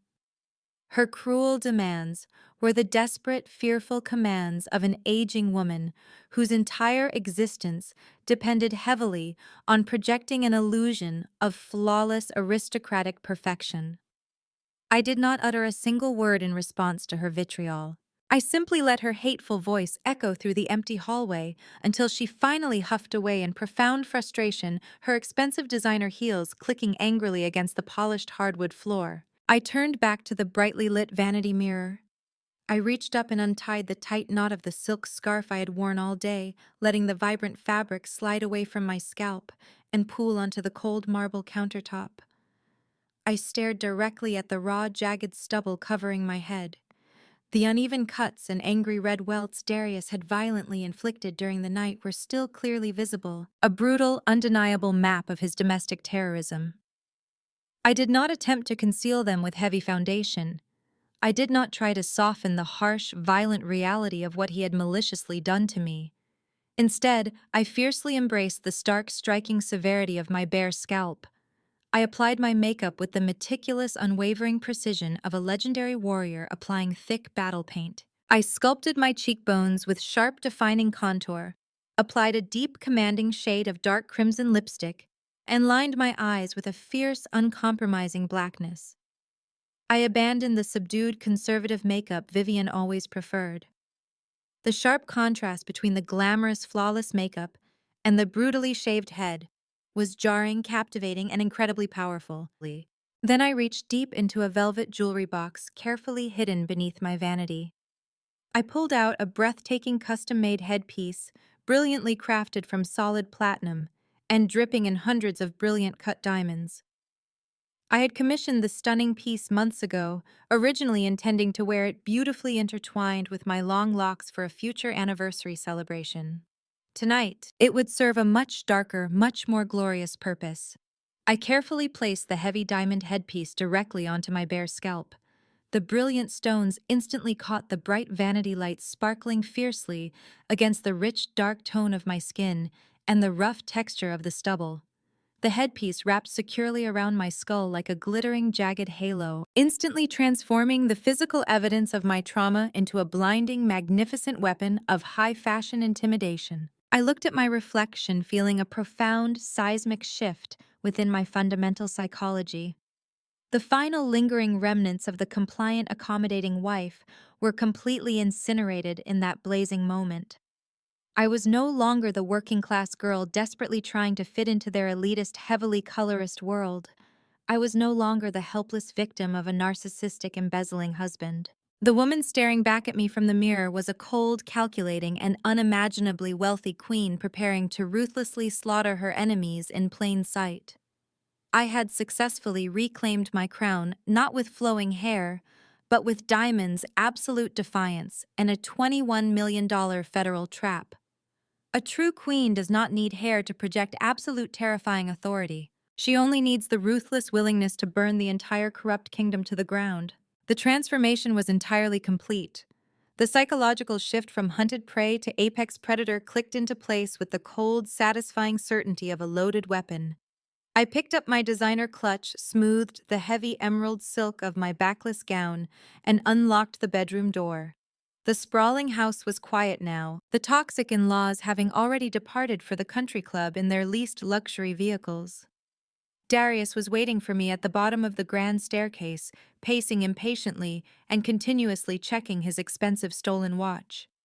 I walked gracefully to the edge of the landing, the diamonds on my head catching the warm glow of the massive crystal chandelier. I took my first deliberate step down the heavy silk of my dress, flowing beautifully behind me, like a liquid shadow. Tonight, the Buckhead elite would witness a spectacle they would never forget. Tonight, Darius would deliver his arrogant keynote speech, completely unaware that he was standing squarely on a federal trapdoor I had personally rigged. The hunt was officially on. The silent ride to the Buckhead Country Club was thick with unspoken tension. Darius drove his sleek luxury sedan with rigid posture, his hands gripping the steering wheel so tightly his knuckles turned white. He refused to look at me in the passenger seat. He was furious that I had defied his mother's orders to wear a wig, but he was also trapped by his own timeline. He could not afford a massive screaming match that might delay his grand arrival at the gala. He needed to be the star of the evening. He assumed my bold fashion choice was simply the erratic flailing of a woman losing her grip on reality. He convinced himself that my bizarre appearance would only solidify his narrative that he was a long-suffering, devoted husband dealing with an unstable wife. The Buckhead Country Club was a fortress of conservative elitism. Tonight, it was transformed into a winter wonderland of dripping crystal, towering frosted fir trees, and the overwhelming scent of imported pine and expensive perfume. This was a gathering of Atlanta's most powerful Black legacy families. These were judges, politicians, surgeons, and financial titans who measured a person's worth by their lineage, their discretion, and their adherence to strict social codes. Women in this room wore classic silhouettes, understated diamonds, and flawless conservative hairstyles. They thrived on blending into a specific mold of aristocratic perfection. Deviating from that mold was considered an act of social treason. The heavy brass doors of the grand ballroom swung open for us. Darius pasted on his signature charismatic smile, ready to receive his adoring public. He took one step forward, expecting me to cower behind him. Instead, I stepped out from his shadow and glided directly into the center of the massive, glittering room. The visual impact of my arrival was immediate and utterly devastating to the delicate social ecosystem. I was a dark-skinned black woman wearing a plunging backless emerald silk gown, sporting a brutally shaved head crowned entirely in custom platinum and brilliant cut diamonds. I looked like a warrior queen who had just conquered a neighboring empire. I did not look submissive. I did not look broken. I looked dangerous. The effect on the room was instantaneous. The soft, elegant hum of a string quartet playing in the corner seemed to fade into the background as a collective, audible gasp rippled across the ballroom floor. It started near the entrance and swept through the crowd like a tidal wave of sheer shock. Conversations died mid-sentence. Champagne flutes paused halfway to perfectly painted lips. The sea of conservative elites physically parted as I walked forward, their eyes widening in a mixture of raw awe and profound confusion. This was not the quiet, polite, working-class girl they were accustomed to ignoring. This was a commanding, terrifying presence demanding absolute attention. Whispers erupted immediately, buzzing through the crowd like electricity. I could hear the hushed, frantic voices of the socialites attempting to process what they were seeing. They were trying to categorize me, trying to understand if this was a bold avant-garde fashion statement or the spectacular public meltdown they had been quietly gossiping about all week. My posture answered their questions. I walked with a slow, deliberate grace, my spine perfectly straight, my diamond headpiece catching the light from the massive chandeliers and casting fractured, blinding reflections across the room. I scanned the sea of faces and found my primary target. Vivian was standing near the ice sculpture centerpiece, surrounded by her most influential judgmental friends. The moment her eyes locked onto my bare, sparkling scalp, the color completely drained from her face. She looked as if she had been physically struck. Her hand flew to her pearl necklace, clutching the beads so hard the string looked ready to snap. The illusion of her flawless, controlled family image was shattering right in front of the women she desperately wanted to impress. I saw her knees buckle slightly, requiring her to lean heavily against the buffet table to prevent herself from fainting from the sheer crushing weight of the social humiliation. Her worst nightmare was unfolding in high definition. A dark-skinned woman with no hair was commanding the absolute center of her precious exclusionary world. Before Vivian could recover enough to intervene, a hand clamped down on my bicep with the force of a steel vice. Darius had abandoned his charismatic entrance. His fingers dug painfully into my skin, attempting to drag me out of the spotlight and into the shadowed alcove near the coat check. His face was a terrifying mask of suppressed rage. He was smiling broadly for the benefit of the watching crowd, but his eyes were completely dead, filled with a violent, panicked fury. He leaned his head down, pressing his mouth dangerously close to my ear, hissing his threats through a tightly clenched, smiling jaw. He demanded to know what I was trying to prove. He told me I was deliberately ruining his night of triumph, humiliating his mother, and making a complete mockery of his professional reputation. He ordered me to walk quietly out the side exit, surrender my car keys to the valet, and go sit in the dark driveway until he was finished delivering his keynote speech. He promised me that there would be severe, unforgivable consequences for this stunt as soon as we returned to our mansion. He thought his physical intimidation would force me back into compliance. He expected my eyes to fill with fearful tears. I turned my head slowly, meeting his furious gaze with an expression of absolute chilling boredom. I did not flinch. I did not pull away. I looked at the hand gripping my arm, then looked back up into his eyes, projecting a level of cold authority that made him involuntarily loosen his hold. I coolly brushed his hand away from my silk gown, smoothing the fabric with a dismissive, elegant flick of my wrist. I leaned in, matching his proximity, and whispered my response with a terrifying, serene smile. I told him he had nothing to worry about. I told him I was not ruining his night. I promised him I was just setting the stage for his grand finale. The cryptic nature of my words caused a flicker of genuine uncertainty to cross his face. For the very first time in our marriage, Darius looked at me and could not predict my next move. He could not read the data. He was flying blind. Before he could formulate a response, I turned my back on him entirely and walked directly into the thickest cluster of high-net-worth investors and board members in the room. I mingled effortlessly. I did not hide in the corners. I actively sought out the most powerful figures at the gala, the very men and women whose retirement accounts Darius was actively draining. When they tentatively complimented my striking appearance, I engaged them with sharp, insightful conversation. I discussed recent shifts in the global technology sector, analyzed emerging market trends, and offered incisive commentary on federal fiscal policies. I commanded the discussions with the precision of a seasoned financial analyst. I exuded an untouchable magnetic aura. The narrative Darius had carefully planted about my supposed mental breakdown instantly evaporated. The elites in that room were highly intelligent, observant individuals. They looked at me and did not see an erratic, unhinged woman suffering from a psychotic episode. They saw a brilliant, fiercely confident visionary who was entirely in control of her faculties. My undeniable competence made Darius look like a liar. The stark contrast between his whispers of my insanity and my flawless public performance created a massive wave of confusion among his peers. Across the ballroom, Tasha and Kendrick watched me with expressions of pure, unadulterated terror. They were huddled near the open bar, abandoning their usual loud bragging. They realized with horrifying clarity that I was not a compliant victim preparing to hand over $21 million. They saw a woman operating with a lethal, calculated agenda. The realization that they had severely underestimated me hit them like a physical blow. Their comfortable parasitic existence was suddenly in terrible jeopardy, and they had absolutely no idea how to stop the impending crash.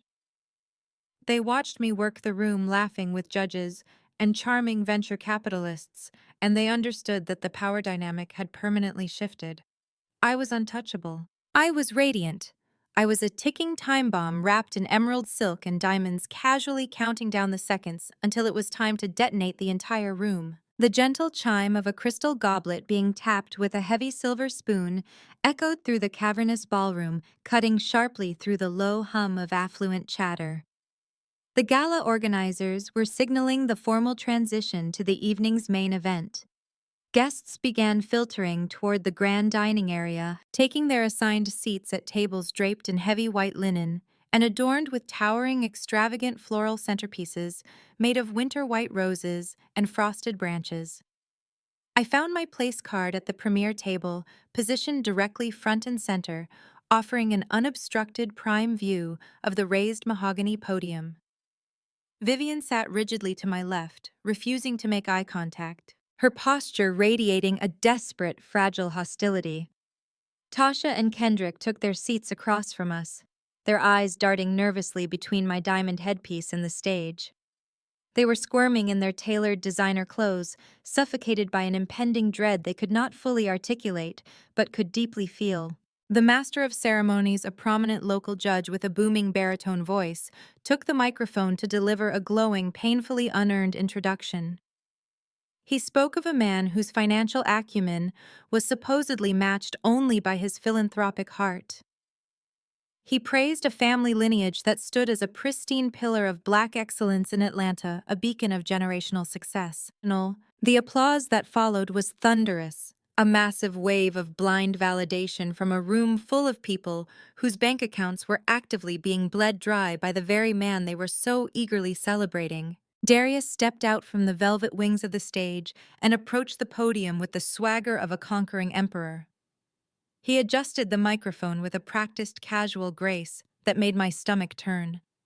He gripped the edges of the heavy lectern, leaning forward slightly to project an aura of intimate, undeniable command. He surveyed the vast sea of wealthy faces, his dark eyes gleaming with an intoxicating mixture of extreme arrogance and deeply hidden desperation. This was his element. He was a master illusionist, and this entire ballroom was his willing captive audience. He began his keynote address by invoking the sacred legacy of the Buckhead elite. He spoke eloquently and passionately about the immense responsibility of managing generational wealth, weaving a complex, highly deceptive narrative about building financial empires that would outlast them all. He stood there wearing a custom velvet tuxedo, funded entirely by stolen money, and boldly lectured the glittering crowd on the virtues of absolute fiscal integrity. He boasted about his firm's unprecedented quarterly growth, attributing his completely fabricated success to a relentless, tireless dedication to his clients' futures. He name-dropped prestigious local charities, taking full, public credit for anonymous donations that he had actually manufactured out of thin air on his shadow ledgers. Listening to him speak was like watching a masterclass in sociopathic deception. He effortlessly manipulated the crowd's emotions, hitting every expected talking point with the ruthless precision of a seasoned politician running for office. He praised his mother Vivian, gesturing grandly to our front row table, calling her the unfailing guiding light of their pristine family name. Vivian offered a tight, trembling, yet immensely proud smile to the applauding crowd. Her earlier humiliation in the lobby, momentarily masked by the intoxicating warmth of the spotlight. He then acknowledged his sister and brother-in-law, spinning a completely false tale of family unity, and shared highly successful business ventures. Every single word out of his mouth was a meticulously crafted lie designed to reinforce the grand illusion of his absolute supremacy. He was actively pouring gallons of gasoline on his own career, completely unaware that I was sitting exactly 10 feet away, calmly holding the match. He pontificated on the severe dangers of the modern economic landscape, warning the captive audience of predatory forces that constantly sought to dismantle hard-earned legacies. The sheer, staggering irony of his words was almost beautiful in its darkness. He looked directly into the eyes of men whose retirement accounts he had completely drained and promised them absolute, unwavering security. He looked at powerful women whose charitable foundations he had maliciously hollowed out and assured them their philanthropic goals were entirely safe in his highly capable hands. He was a financial vampire standing tall in a room full of profusely bleeding victims who were actively, loudly cheering for him to take another fatal bite. His arrogance swelled visibly with every round of enthusiastic applause. He fed hungrily on their validation, his fragile ego inflating to grotesque, unsustainable proportions. He truly believed he had beaten the system. He believed his Christmas Eve deadline had saved him, firmly convinced that the $21 million from my father's estate was currently sitting quietly in his account, effectively erasing his massive trail of federal fraud. He was arrogantly celebrating a spectacular victory that simply did not exist. Then the tone of his speech shifted with whiplash-inducing speed. The boastful, commanding energy instantly evaporated, replaced by a sudden, heavy, and suffocating solemnity. The theatrical lighting in the grand ballroom seemed to dim slightly as Darius lowered his head, pausing for a long, highly calculated moment of dramatic silence. He gripped the edges of the podium tighter, his knuckles turning a stark pale, executing a flawless, award-winning portrayal of a deeply burdened, entirely heartbroken man. The elite crowd sensed the emotional shift, immediately leaning forward collectively in their plush velvet chairs, completely captivated by his sudden, raw vulnerability. He raised his head slowly, looking out at the silent audience, with eyes that appeared to be shimmering with unshed, agonizing tears. He let out a shaky, perfectly timed sigh that echoed through the microphone.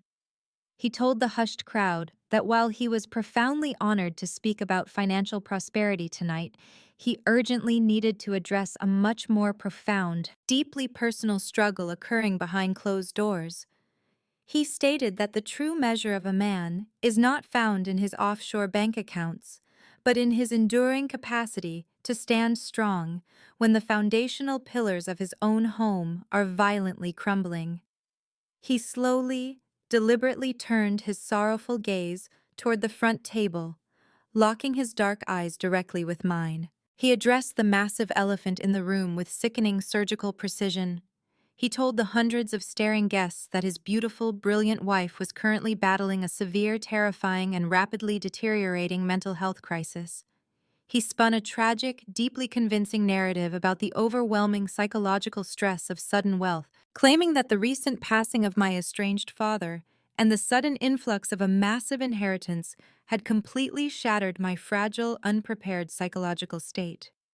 He painted a vivid, horrifying picture of a woman entirely losing her grip on reality, describing a mind rapidly crumbling under the intense weight of financial responsibilities she simply could not comprehend or manage. Then he directly referenced my highly visible, unconventional appearance. He gestured toward me with a sorrowful, open hand, his face a mask of pure agony. He told the breathless audience that late last night, in a fit of severe psychotic delusion and unmanageable paranoia, I had locked myself in our master bathroom and violently sheared off my own hair. He described finding me trembling, incoherent and completely unrecognizable on the cold marble floor. He strategically used clinical words like trauma paranoia and involuntary psychological regression. He was actively testifying to my supposed insanity in front of the most powerful judges, diagnostic doctors, and legal professionals in the state of Georgia. He was laying the absolute, undeniable public groundwork for his impending psychiatric conservatorship, planting the seed so deep that no one would question him when the men in white coats arrived next week. But he did not frame my supposed illness as a burden. He framed it as his ultimate noble and defining sacrifice. He placed his hand heavily over his heart and swore to the hushed crowd that he would never ever abandon me to my darkness. He recited snippets of his wedding vows, emphasizing the phrase in sickness and in health with a trembling, dramatic, and righteous fervor. He promised his peers that he would step up to take over all of my financial affairs, to heavily protect my assets from my own erratic self-destructive behavior, and to secure the intensive inpatient psychiatric care I so desperately needed to survive. He played the ultimate martyr, a shining, unshakable knight, willing to sacrifice his own peace of mind, his career, and his comfort to protect his deeply damaged, highly unstable wife. He concluded his sickening speech by asking the crowd not to judge me for my startling appearance, but to support me with grace. He asked them to raise their hands in a massive round of applause for my sheer bravery in attending the gala tonight, despite my profound, crippling mental illness holding me hostage. The entire ballroom immediately erupted into a massive standing ovation. Wealthy, powerful men nodded at him with deep brotherly respect and unwavering solidarity. Women in designer gowns wiped sympathetic, glistening tears from their eyes, looking down at me with overwhelming, suffocating, and absolute pity. Vivian sat slightly taller in her chair, visibly, physically relieved that the embarrassing narrative had been successfully spun by her brilliant son to protect her pristine social standing. Darius stood tall at the podium, basking in the thundering applause, absorbing the absolute unquestioning adoration of a crowd he had completely thoroughly deceived. I did not flinch. I sat perfectly still in the front row, bathed in the brilliant, sparkling light reflecting fiercely off my diamond headpiece. I held a heavy crystal glass of sparkling water, feeling the icy condensation pooling against my perfectly manicured fingertips. I did not glare at him with rage. I did not weep tears of helpless frustration. I simply maintained a serene, razor-sharp, and entirely unbothered smile. I watched him soak in his fraudulent temporary glory, knowing with absolute certainty that my attorney Evelyn was standing just outside the heavy brass ballroom doors with a team of federal authorities. I let the thunderous applause wash completely over me, feeling the cold, hard, and undeniable certainty of the digital evidence currently secured in my arsenal. I took a slow, elegant, and deeply satisfying sip of my sparkling water, relishing the crisp, clean taste of absolute, unmitigated control. I was not a fragile victim enduring a devastating public humiliation. I was the executioner patiently waiting for the applause to die down so I could finally step up and deliver the fatal kingdom-shattering blow. The applause began to naturally recede, replaced by a low, buzzing murmur of sympathetic whispers.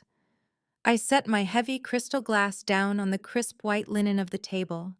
The sharp, decisive clink of the glass cutting through the fading ovation was my starting gun. I stood up from my chair.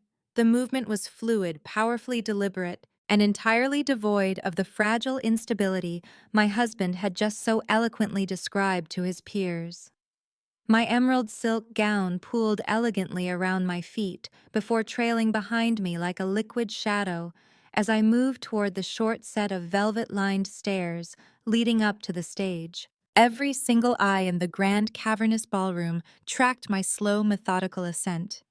The sympathetic pity in their faces rapidly transformed into palpable, undeniable confusion. A woman undergoing a severe involuntary psychotic break simply does not walk with the terrifying predatory grace of an apex hunter closing in on its prey. I reached the top of the stairs and crossed the polished wooden stage, the diamonds on my custom headpiece catching the harsh, brilliant spotlights and reflecting blinding shards of light across the darkened room. Darius stood frozen at the mahogany podium, looking as though he had just seen a ghost materialize before him. His masterful performance had hinged entirely on my continued broken submission. Seeing me approach radiating an icy, untouchable authority caused his carefully constructed charismatic facade to violently short-circuit. He gripped the edges of the heavy lectern so tightly his knuckles turned a stark, bony white, but he could not step away. To run would be to instantly break character in front of the most powerful people in Atlanta. He leaned in, maintaining his fabricated, sorrowful smile for the watching crowd, and hissed violently under his breath, demanding I turn around and sit down immediately before I ruined everything. I did not stop. I did not hesitate for a fraction of a second. I walked directly into his personal space, aggressively invading the carefully constructed sanctuary of his spotlight. I reached out and wrapped my manicured fingers firmly around the sleek metal shaft of the microphone. For a split second, a silent, vicious tug of war occurred in front of hundreds of people. His grip was rigid, fueled by a sudden spiking panic. My grip was fueled by a cold, unstoppable fury that had been building since the moment I woke up. I locked my eyes directly onto his, projecting a darkness so absolute and uncompromising that his survival instincts finally overrode his bottomless arrogance. His fingers slackened in defeat. I slipped the microphone smoothly from his grasp, claiming the platform as my own. I turned to face the vast sea of Atlanta's most powerful political and financial elites. The massive ballroom was completely terrifyingly silent. You could have heard a pin drop on the thick carpeted floor. Vivian had pressed her shaking hands against her mouth at the front table, her eyes wide with a rapidly mounting terror, as she realized she had lost control of the narrative. Tasha and Kendrick were paralyzed, trapped in their plush dining chairs like cornered prey staring into the headlights of an oncoming truck. I lifted the microphone to my lips. My voice, when it echoed through the massive surround sound speakers, was not shaking or fragile. It was deeply resonant, crystal clear, and dripping with a lethal, unshakable composure. "My husband is absolutely right," I announced to the captive, breathless audience. The sound of my own voice, steady and commanding, felt like taking a deep, revitalizing breath of pure oxygen after drowning. I have indeed experienced a profound, life-altering psychological shift. I let the heavy words hang in the tense air. I made deliberate, piercing eye contact with the prominent judges, the wealthy legacy investors, and the gossiping socialites who had just enthusiastically clapped for my supposed mental demise. That profound psychological shift. I continued my tone, dropping to a chilling conversational cadence that sent a shiver through the room. Started last night. It started exactly when my devoted, sacrificing husband drugged my anniversary wine, waited for me to lose total consciousness, and took electric clippers to my head to forcefully shave off my hair. A collective, horrified gasp erupted from the center of the ballroom. It was a visceral, sickening sound of hundreds of people simultaneously registering a heinous domestic violation. Somewhere near the back, someone dropped a champagne flute, the shattering crystal loudly punctuating my chilling revelation. Darius lunged forward, his hands desperately reaching to snatch the microphone back, his face a twisting mask of sheer, unadulterated panic. "She is highly delusional," he yelled loudly into the unamplified air, frantically trying to drown out my voice. "Please, someone call medical security right now. She is having a severe episode." I easily sidestepped his desperate, clumsy grasp, maintaining my firm hold on the microphone. He needed me to look erratic. I projected loudly over the rising chaos and confusion spreading through the room. He needed you to look at my bare scalp tonight and firmly believe I was suffering from a violent psychotic break. He needed you to validate his false narrative of my insanity, because a sane, competent woman would never allow him to steal $21 million to cover up a $15 million federal crime. The ballroom instantly descended into absolute deafening bedlam. Wealthy investors who had previously been nodding in sympathetic solidarity suddenly sat bolt upright, the specific mention of massive financial theft instantly snapping their attention to a terrifying new reality.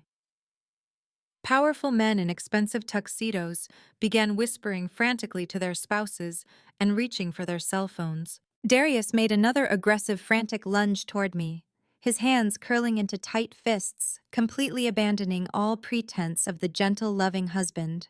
He was fully ready to physically silence me on a public stage before his entire curated existence collapsed around him. Before his grasping hands could make contact with my silk gown, the massive digital projector screens looming directly behind us on the stage flashed to life with a blinding high-definition glare. The sudden burst of intense white light stopped Darius dead in his tracks. He whipped his head around, his eyes widening in absolute paralyzing horror. Evelyn's technical team had perfectly executed their unauthorized breach of the country club's sophisticated audio-visual system. The massive screens did not display the festive, elegant charity logos previously illuminating the room. Instead, they broadcast crisp, undeniable hidden camera footage originating straight from our master bedroom. The entire room watched in stunned, horrified silence as the digital Darius, wearing the exact same tailored trousers he wore today, stood menacingly over my completely unconscious body. The high-resolution video captured the exact sickening moment he turned on the device and ran the heavy electric clippers directly down the center of my scalp. The captive audience watched my thick, beautiful locks fall away in clumps while I lay completely incapacitated and defenseless. The video zoomed in flawlessly, tracking his cruel movements as he callously swept my severed hair into a pile with his foot displaying zero remorse. The crowd then watched him pick up a pen and write deliberately on a bright yellow sticky note. The massive screen split in half, showing a magnified crystal-clear photograph of the note itself, his distinctive, elegant handwriting fully legible to every single person in the room. "Now you look just as ridiculous as the person you really are." A chorus of disgusted, angry cries echoed loudly from the front tables. I saw powerful women covering their eyes, visibly sickened by the blatant, undeniable domestic violation. Vivian slumped heavily against the dining table, her entire body shaking violently as her precious, heavily guarded social standing was publicly obliterated by the undeniable visual proof of her son's monstrosity. She clutched her chest, struggling to breathe as the elite peers she worshipped turned their harsh gazes upon her with absolute, unadulterated revulsion. But I was far from finished. The horrific bedroom footage abruptly vanished, replaced immediately by massive, highly sensitive corporate financial documents. Red highlighted bank statements filled the giant screens, exposing the shadow ledger I had extracted from his biometric safe. The documents clearly displayed the personal names of several prominent families currently sitting in the ballroom. Alongside their trusted family names were staggering, inexplicable negative balances. $15 million systematically siphoned into fraudulent offshore accounts and shell companies explicitly linked to Vivian, Tasha, and Kendrick. Uncontrollable outrage exploded.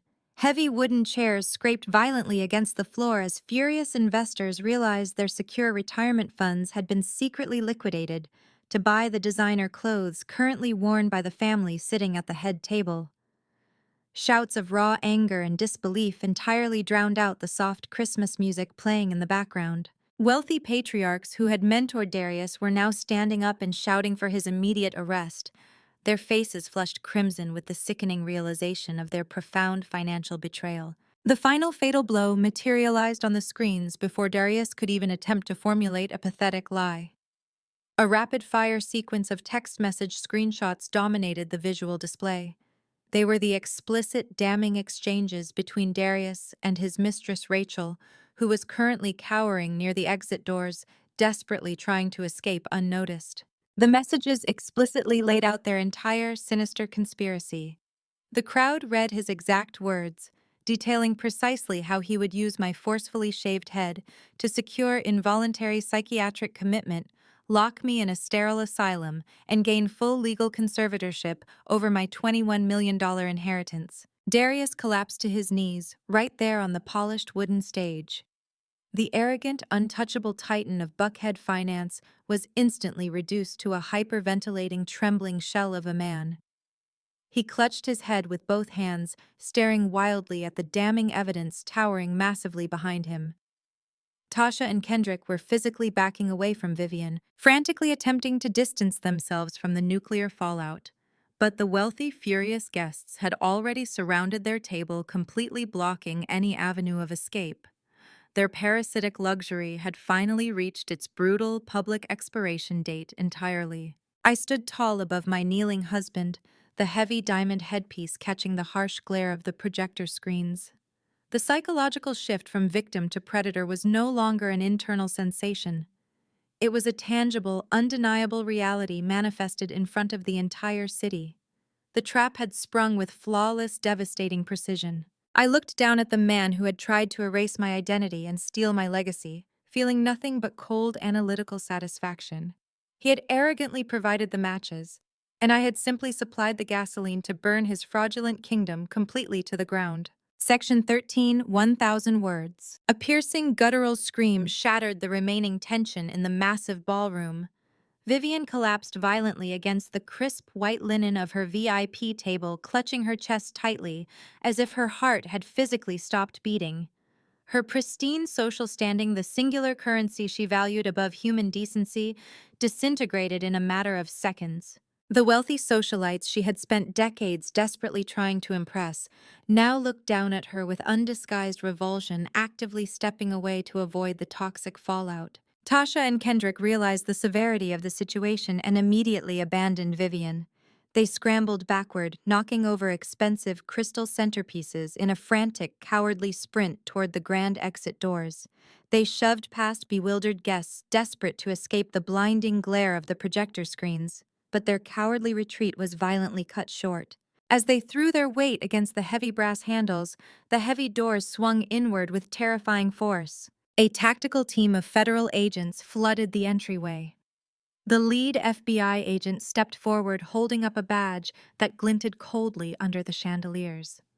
Tasha shrieked as an agent grabbed her wrist, twisting it behind her back, while Kendrick was slammed roughly against the mahogany doorframe. The harsh, undeniable reality of a federal prison sentence completely erased their parasitic arrogance instantly. They wept openly. The main contingent of federal agents marched straight down the center aisle of the ballroom, their heavy boots thudding against the plush carpet. The crowd of enraged investors parted willingly, eager to watch the authorities handle the criminal who had robbed them. The agents ascended the short velvet stairs to the stage flanking my husband. Darius looked up at me from his bruised knees, his face terribly pale and slick with panicked sweat. He reached into his tuxedo pocket with trembling hands and pulled out his phone, desperately trying to log into his offshore management portfolio to verify his leverage. I leaned down, bringing my face inches from his. The diamonds on my headpiece cast cold light into his terrified eyes. "Check your accounts, Darius," I whispered, my voice projecting clearly through the microphone still gripped in my hand. "Look closely at the routing numbers. That was not my money you eagerly signed for this afternoon. It was a federal dummy account. The moment you put your pen to that paper, you officially authorized a federal wire fraud trap." The phone slipped from his shaking, sweaty fingers and clattered loudly against the wooden stage. He had absolutely nothing left. An armed agent grabbed his shoulder, hauling him roughly to his feet. The sharp metallic click of handcuffs snapping shut around his wrists echoed through the microphone, a beautiful symphony of absolute justice. The crowd cheered as the agents frog-marched the king of Buckhead Finance out of the ballroom in disgrace. I stood tall and victorious on the brightly lit stage, quietly watching my abusers being dragged away in chains to face their inevitable, permanently crushing new reality. My freedom was officially secured. Exactly 1 year has passed since the night my husband and his toxic family watched their entire fraudulent empire burn to ashes. The glorious transition from survival to absolute dominance was not just swift, it was incredibly fulfilling. Today, I am the sole owner and chief executive officer of my own highly successful venture capital firm located squarely in the heart of downtown Atlanta. I utilized my $21 million inheritance exactly as I had originally intended. I dedicated my vast resources to actively funding mentoring and aggressively elevating brilliant minority women who possess the talent and the unwavering drive to build their own unshakable corporate empires. As for my former abusers, their catastrophic downfall was absolute and permanent. Darius was indicted on multiple federal charges, ultimately receiving a severe 15-year sentence in a maximum security federal penitentiary without the possibility of early parole. His embezzlement scheme was completely dismantled, and every stolen dollar was meticulously returned to the rightful victims. Vivian, once the arrogant, untouchable matriarch of Buckhead elite society, was entirely stripped of her precious generational wealth. Her beloved country club memberships were immediately revoked, and her former affluent friends actively crossed the street to avoid being seen with her. She now lives in a tiny, cramped apartment, completely isolated and utterly disgraced. Tasha and Kendrick faced an equally harsh reality. Without the constant flow of my stolen credit cards to fund their parasitic luxury lifestyles, they were forced into a humiliating, highly publicized bankruptcy. Their leased luxury vehicles were repossessed in broad daylight, and they were unceremoniously evicted from their massive home. They are now working grueling, minimum wage jobs just to survive their fake social media presence permanently deleted. I sit proudly in my spacious corner office today, looking out at the sprawling city skyline through pristine floor-to-ceiling windows. I reach up and gently run my hand over my beautifully maintained, sharply cropped hair.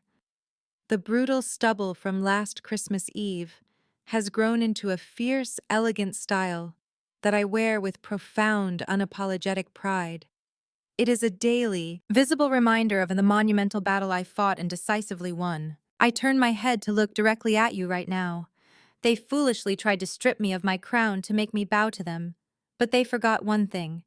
A real queen absolutely doesn't need hair to rule her empire. If you are currently trapped today in a toxic environment surrounded by manipulators who constantly try to diminish your immense worth, hear me clearly today. Do not ever let anyone maliciously convince you that your power is tied to their conditional approval. Build your strategy in total silence, gather your undeniable evidence, and strike back with absolute uncompromising precision. Never be afraid to burn a poisonous kingdom to the ground, so you can build your own magnificent castle upon the ashes. Your crown is internal, and it is entirely indestructible.